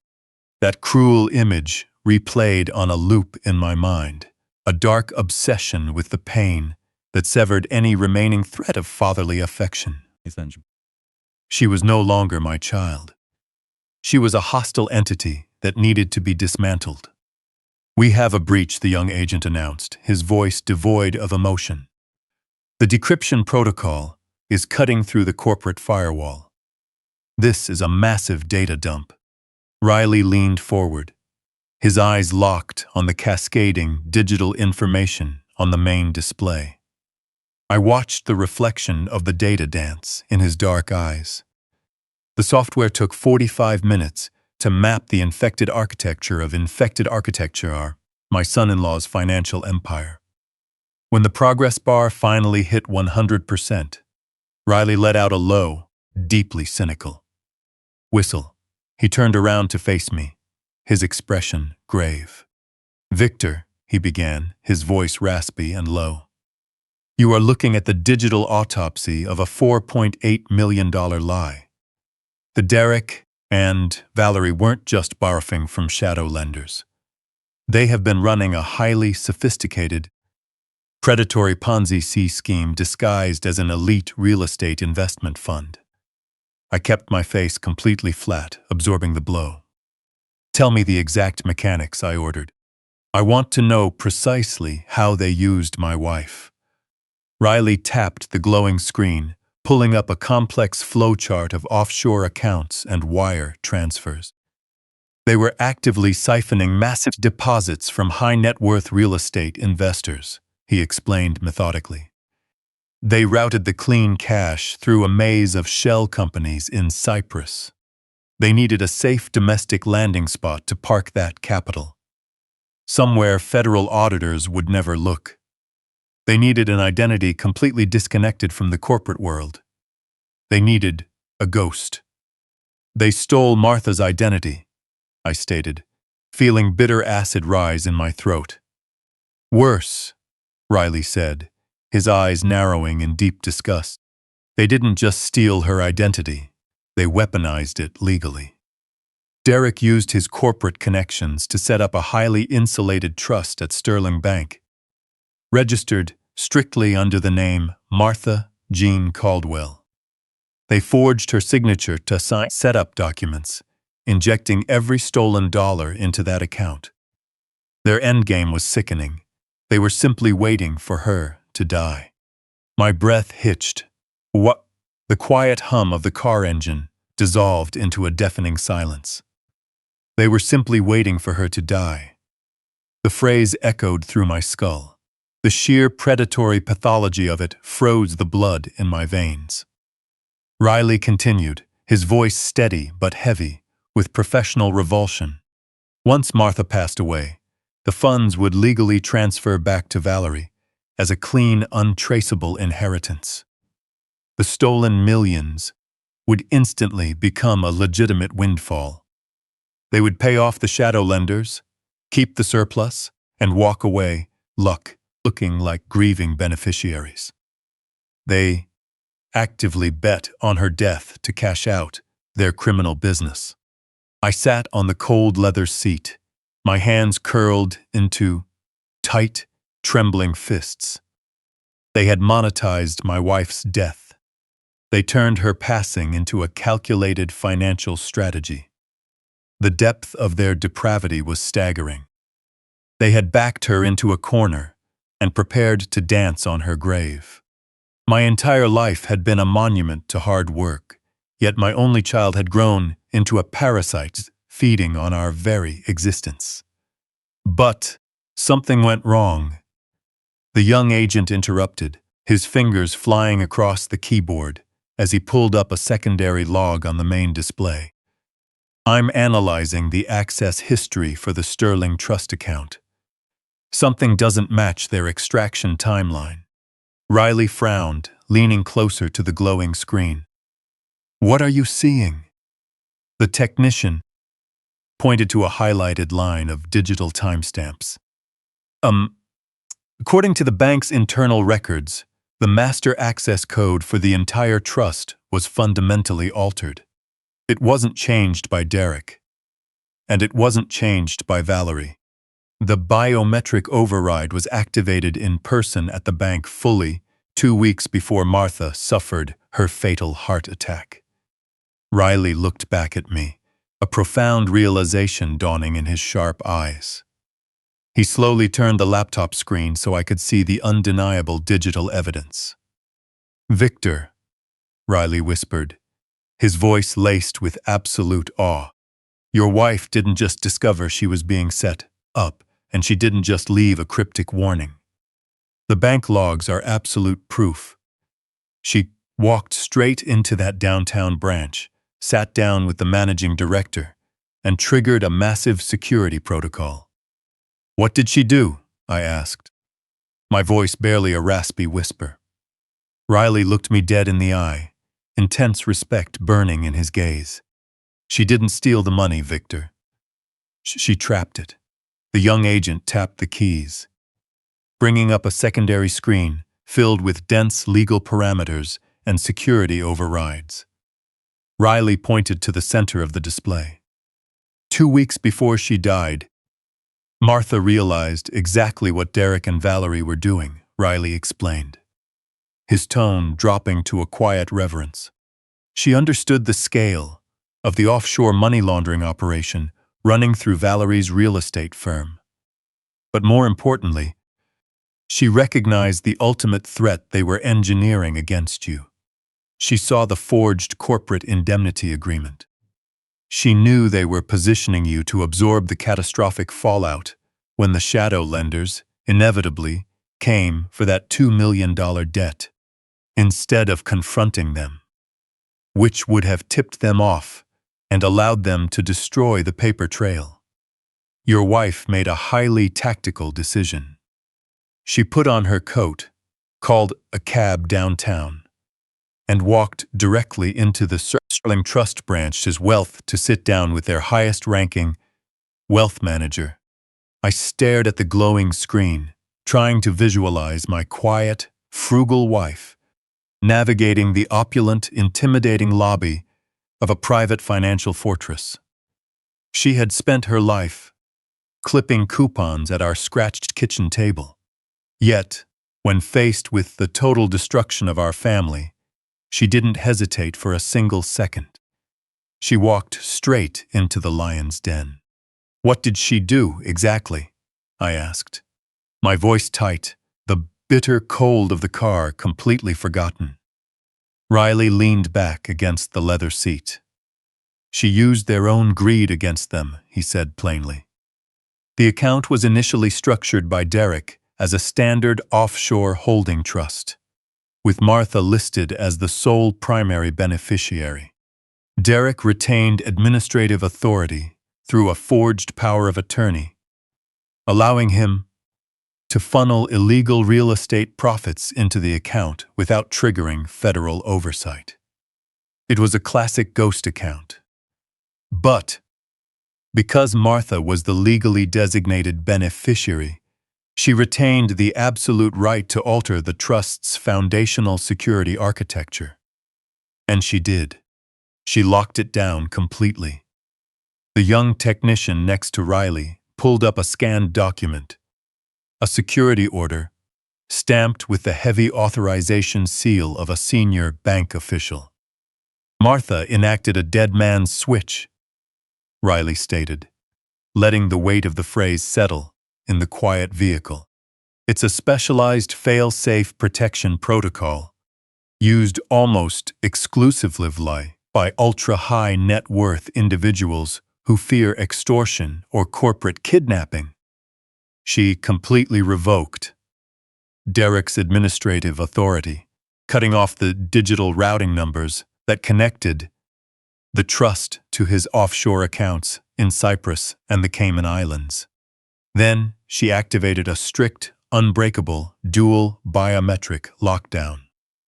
I looked at him, the pieces of the puzzle slamming together violently. The lipstick code. Exactly, Riley confirmed.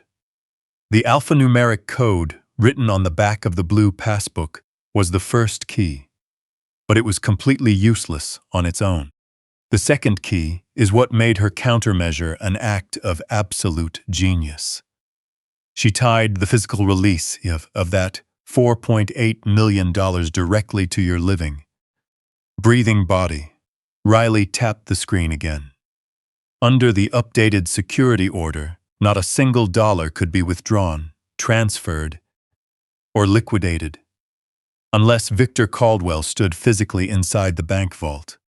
You had to provide a real-time biometric thumbprint scan, followed immediately by the manual input of the passbook code. If anyone else attempted to access the funds, or if you were coerced into authorizing a transfer without being physically present to verify your identity, the trust would instantly freeze and alert federal regulators. A heavy silence descended over the car. The sheer scale of what Martha had accomplished was staggering. My daughter and son-in-law had spent years building a complex, multi-million-dollar empire, believing they were untouchable behind their expensive lawyers and shell companies. They thought they could simply sacrifice a tired old construction worker to appease the vicious shadow lenders hunting them down.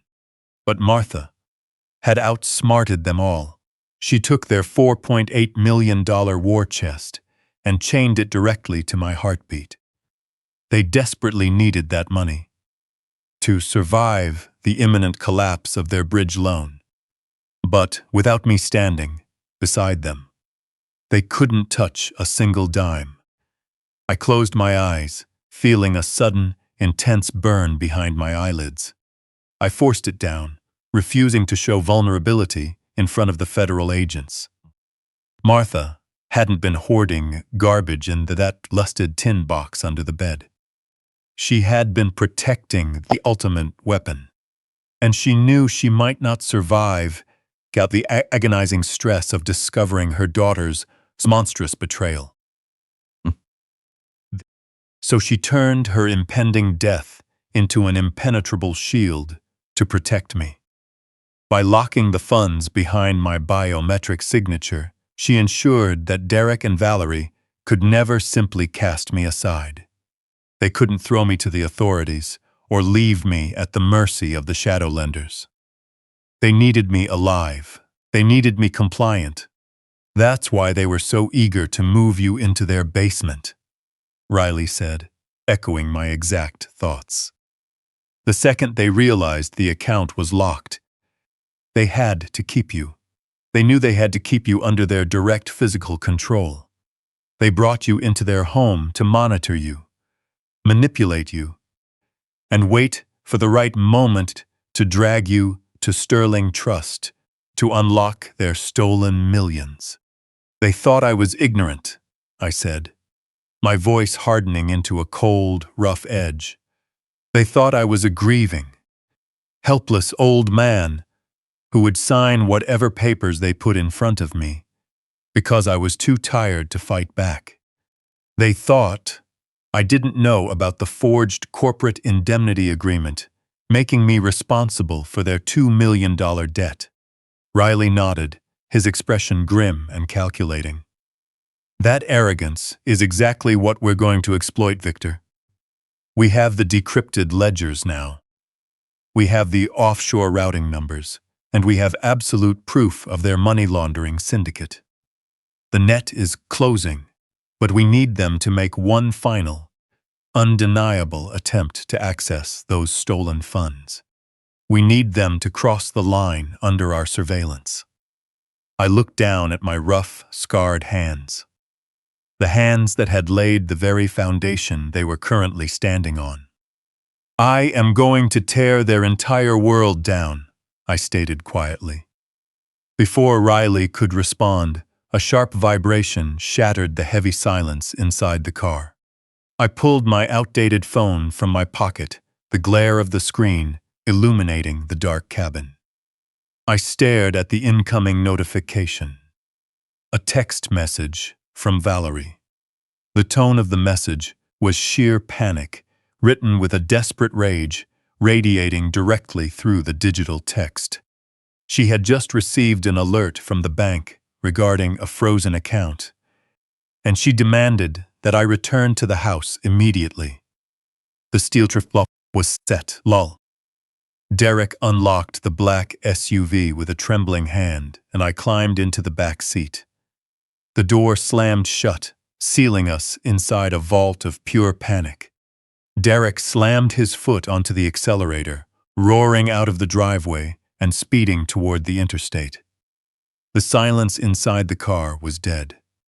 Valerie sat rigidly, clutching her handbag, while Derek constantly checked his rearview mirror, his eyes wild and erratic. When he finally spoke, his voice was no longer smooth.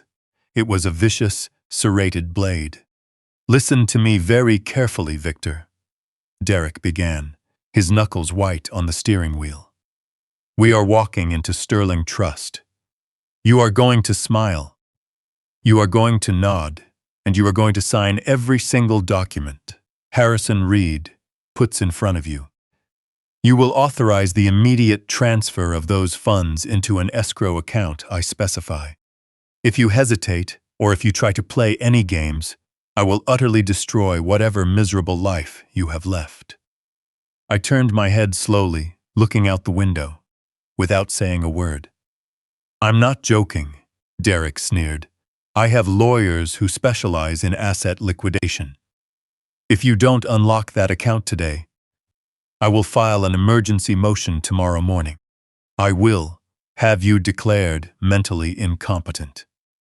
I'll testify that your grief has driven you completely insane, and I'll use that indemnity agreement to legally seize your house, your pension, and every single cent you've ever saved. You will spend the rest of your life in an institution with nothing." I remained completely silent, watching the sprawling Chicago skyline rise in the distance. I listened to his threats, absorbing the hatred radiating from the front seat. I glanced at the back of Valerie's head, waiting for the child I had bled for, to tell her husband to stop threatening her father. But she remained entirely silent, actively welcoming my destruction if it meant preserving her luxurious illusion. In that quiet car, the final thread of my paternal bond snapped completely. The realization brought a profound clinical clarity. The people sitting in the front seats were no longer my family. They were active predators, and they had just willingly walked straight into my trap. The miles dissolved beneath the heavy tires, carrying us deep into the financial district. Derek aggressively darted through the dense morning traffic, his desperation a suffocating, sour panic. He continued to list the specific legal mechanisms he would use to strip away my humanity, detailing how he would freeze my checking account, legally evict me from the home Martha and I had paid off, and drag my name through the mud before a civil judge. He wanted me terrified. He needed me paralyzed by the fear of poverty, fundamentally misunderstanding the limits of a man who had survived 40 winters on cold steel scaffolding. The car screeched to a halt in front of Sterling Trust Bank. Derek slammed the transmission into park, ignoring the angry blare of horns from the cars queued behind us. He jumped out and yanked my door open. "Let's go," he commanded, grabbing my elbow to pull me onto the sidewalk. I forcibly ripped my arm from his soft grip, smoothed the lapels of my dark gray suit, adjusted my cuffs, and walked toward the revolving glass doors on my own strength. We stepped into the vast, cavernous marble lobby. The air was cool and quiet, standing in stark contrast to the frantic desperation radiating off my daughter and son-in-law. Valerie immediately took the lead, her high heels clicking aggressively as she crossed the spotless white floor, bypassing the mahogany desks and heading straight for the heavy oak door at the far end of the room. She pushed the door wide open and strode aggressively into Harrison Reed's private office. Harrison sat frozen behind his spotless glass desk, his posture rigid and his face drawn and pale. He knew exactly what was happening. He knew a team of armed federal agents was actively monitoring every single move made inside that room. Swallowing hard, he adjusted his leather tie with a visibly trembling hand. Under the crushing pressure, his polished corporate front was rapidly deteriorating. "Mr. Reed," Valerie announced, her voice sharp and commanding, "we do not have time for pleasantries today. My father is here to finalize the trust transfer. We need to initiate the biometric override protocol immediately. We need the entire $4.8 million balance wired directly to the corporate escrow account we provided last week. Process the power of attorney right now." Harrison looked past her, his nervous eyes locking briefly with mine. From his top drawer, he pulled a thick stack of formal banking documents and placed them dead center on the glass desktop. Valerie practically lunged forward, snatching the papers and roughly flipping to the final signature page. She smoothed the heavy paper down, her breathing shallow and rapid. Derek stood directly behind me, blocking the heavy oak door. His presence was a silent, looming threat, ensuring I had no path of escape. "We are waiting, Mr. Reed," Derek hissed, checking his expensive watch. "Initialize the biometric scanner." Harrison complied silently. Reaching beneath his desk, he brought out a sleek digital fingerprint reader and set it down beside the transfer paperwork. The green light on the device began to pulse steadily in the quiet room. Valerie turned to face me. There was no family warmth in her eyes. They were the eyes of a starving scavenger looking at a meal. Reaching into her designer bag, she pulled out a heavy gold-plated pen and slammed it down onto the glass desk, right beside the glowing scanner. "We are done playing games, Dad," Valerie said, her voice dripping with malice. "I know Mom left you the access code, and I know exactly what you are carrying in your pocket. You are going to press your thumb onto that scanner right now. Recite the code to Mr. Reed, and sign this document immediately. If you do not give us access right now, I swear to God, I will throw you out onto the street to rot. I will take your house, your dignity, and leave you to die alone. Sign it." She slid the gold pen across the smooth glass, stopping it an inch from my calloused hand. I looked down at the heavy gold pen, the metal gleaming under the office lights. I looked at the glowing biometric scanner, pulsing patiently. Then, I slowly lifted my eyes, scanning the desperate faces of the people who had tried to bury me alive. I did not raise my voice. I did not yell. I simply straightened my back completely, shedding the persona of the frail old man and standing like an absolute pillar of consequences. I picked up the gold pen. I locked eyes with my daughter.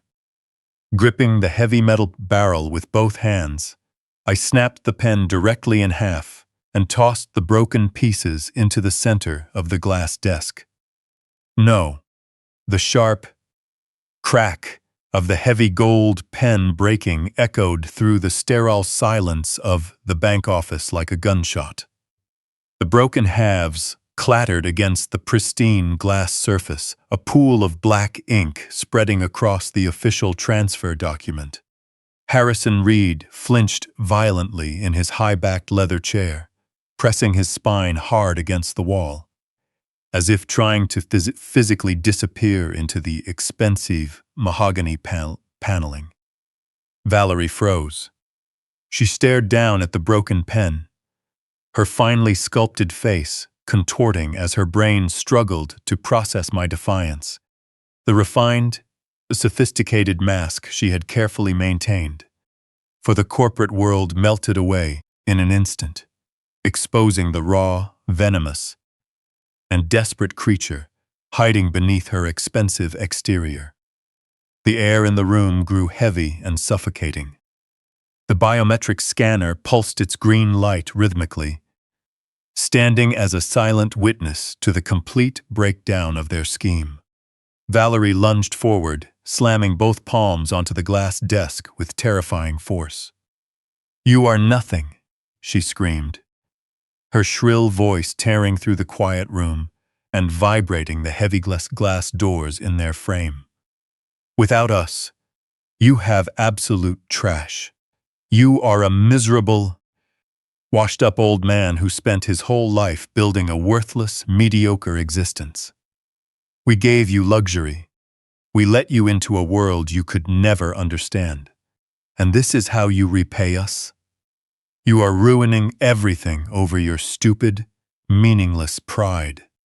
You put your thumb on that scanner right now. If you do not give us that access code, I swear I will make sure you spend the rest of your life begging for scraps on the street. I will bury you so deep, you will never see the light of day." Her chest heaved with rapid, ragged breaths.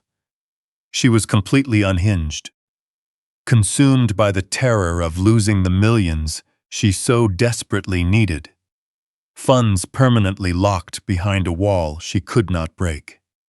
Derek stepped forward from the door, his face pale and covered in a thick sheen of sweat from sheer panic. His corporate executive composure was entirely gone. He looked like a cornered animal. He reached out to grab my shoulder, trying to force me toward the pulsing green scanner. "Listen to your daughter, Victor," he stammered, his voice trembling with a pathetic, cowardly whine. "You do not understand the people we owe.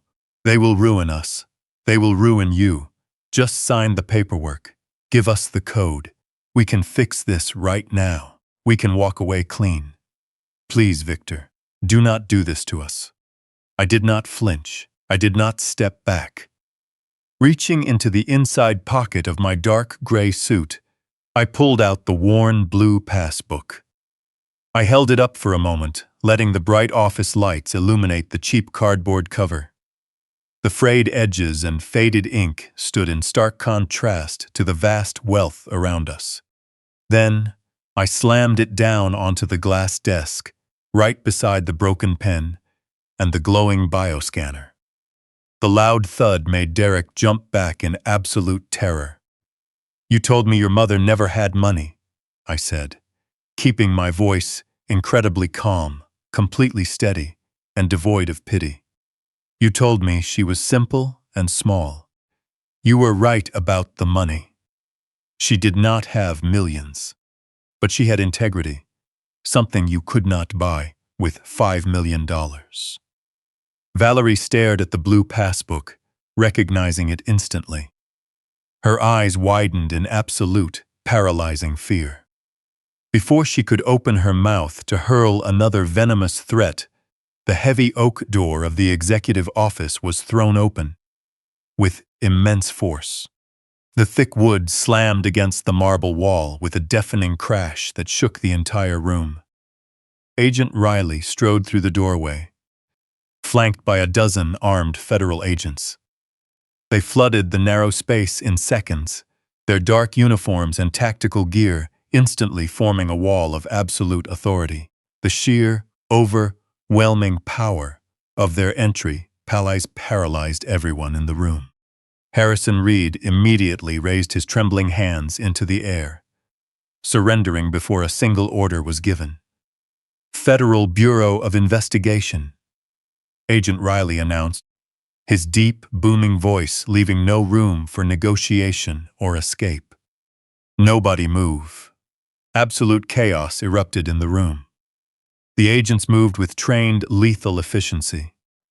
They surrounded the desk, cutting off any possibility of exit.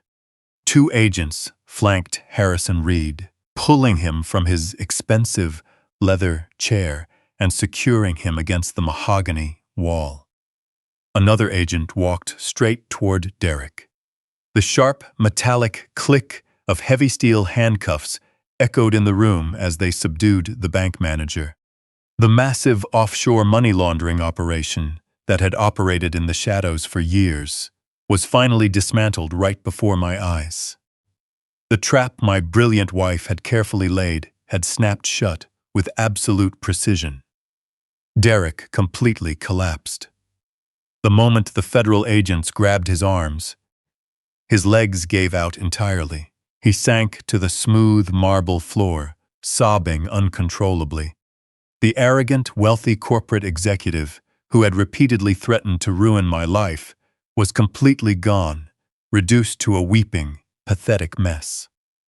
He looked up at me, tears streaming down his pale, sweaty face. "Victor, please," he begged, his voice choking through desperate tears. "Please help me. Tell them this is a mistake. Tell them we were just trying to manage the trust. Please, Victor. I do not want to go to prison. I will give everything back. Help me."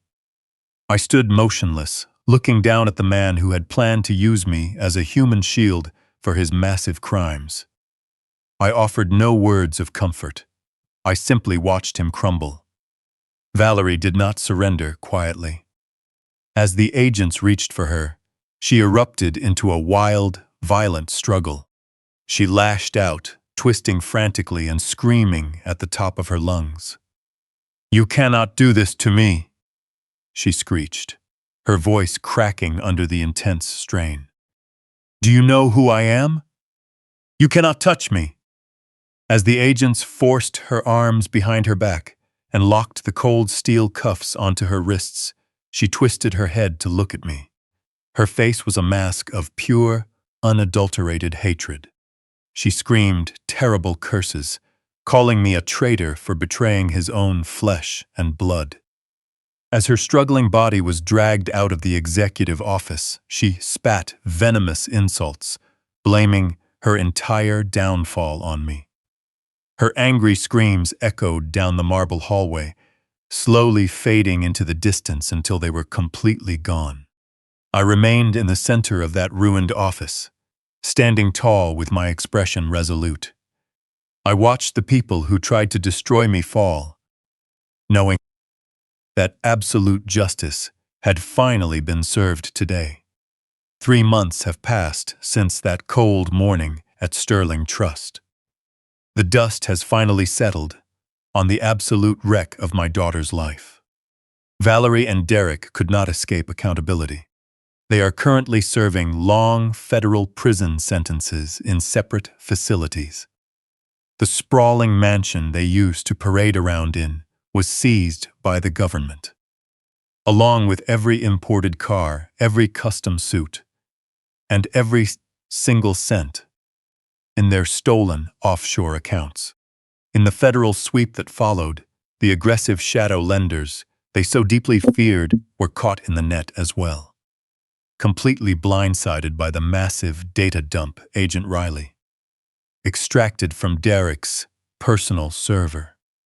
The illegal empire they thought made them untouchable evaporated like smoke in a strong wind. Mind, because of my direct involvement and the immense risks I took to bring down the operation, the Department of Justice awarded me a legal whistleblower reward. The check came out to just over $800,000. It was clean, honest money. I did not buy sports cars, nor did I go on lavish vacations. I used a portion of that reward to buy back the modest, memory-filled house that Martha and I had originally shared. Walking back into that home felt like truly breathing for the first time in months.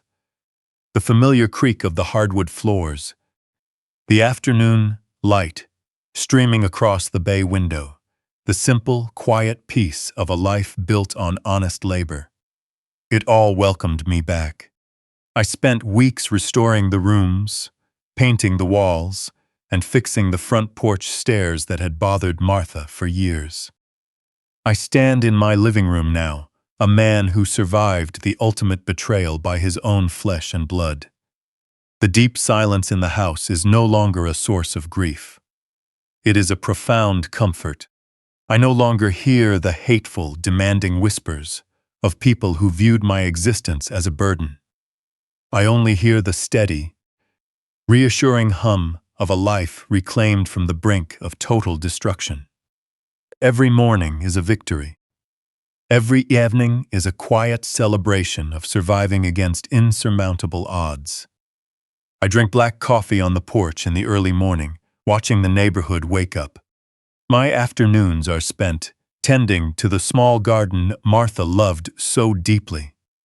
I often sit and think about her genius, reflecting on the pure, unyielding strength she possessed.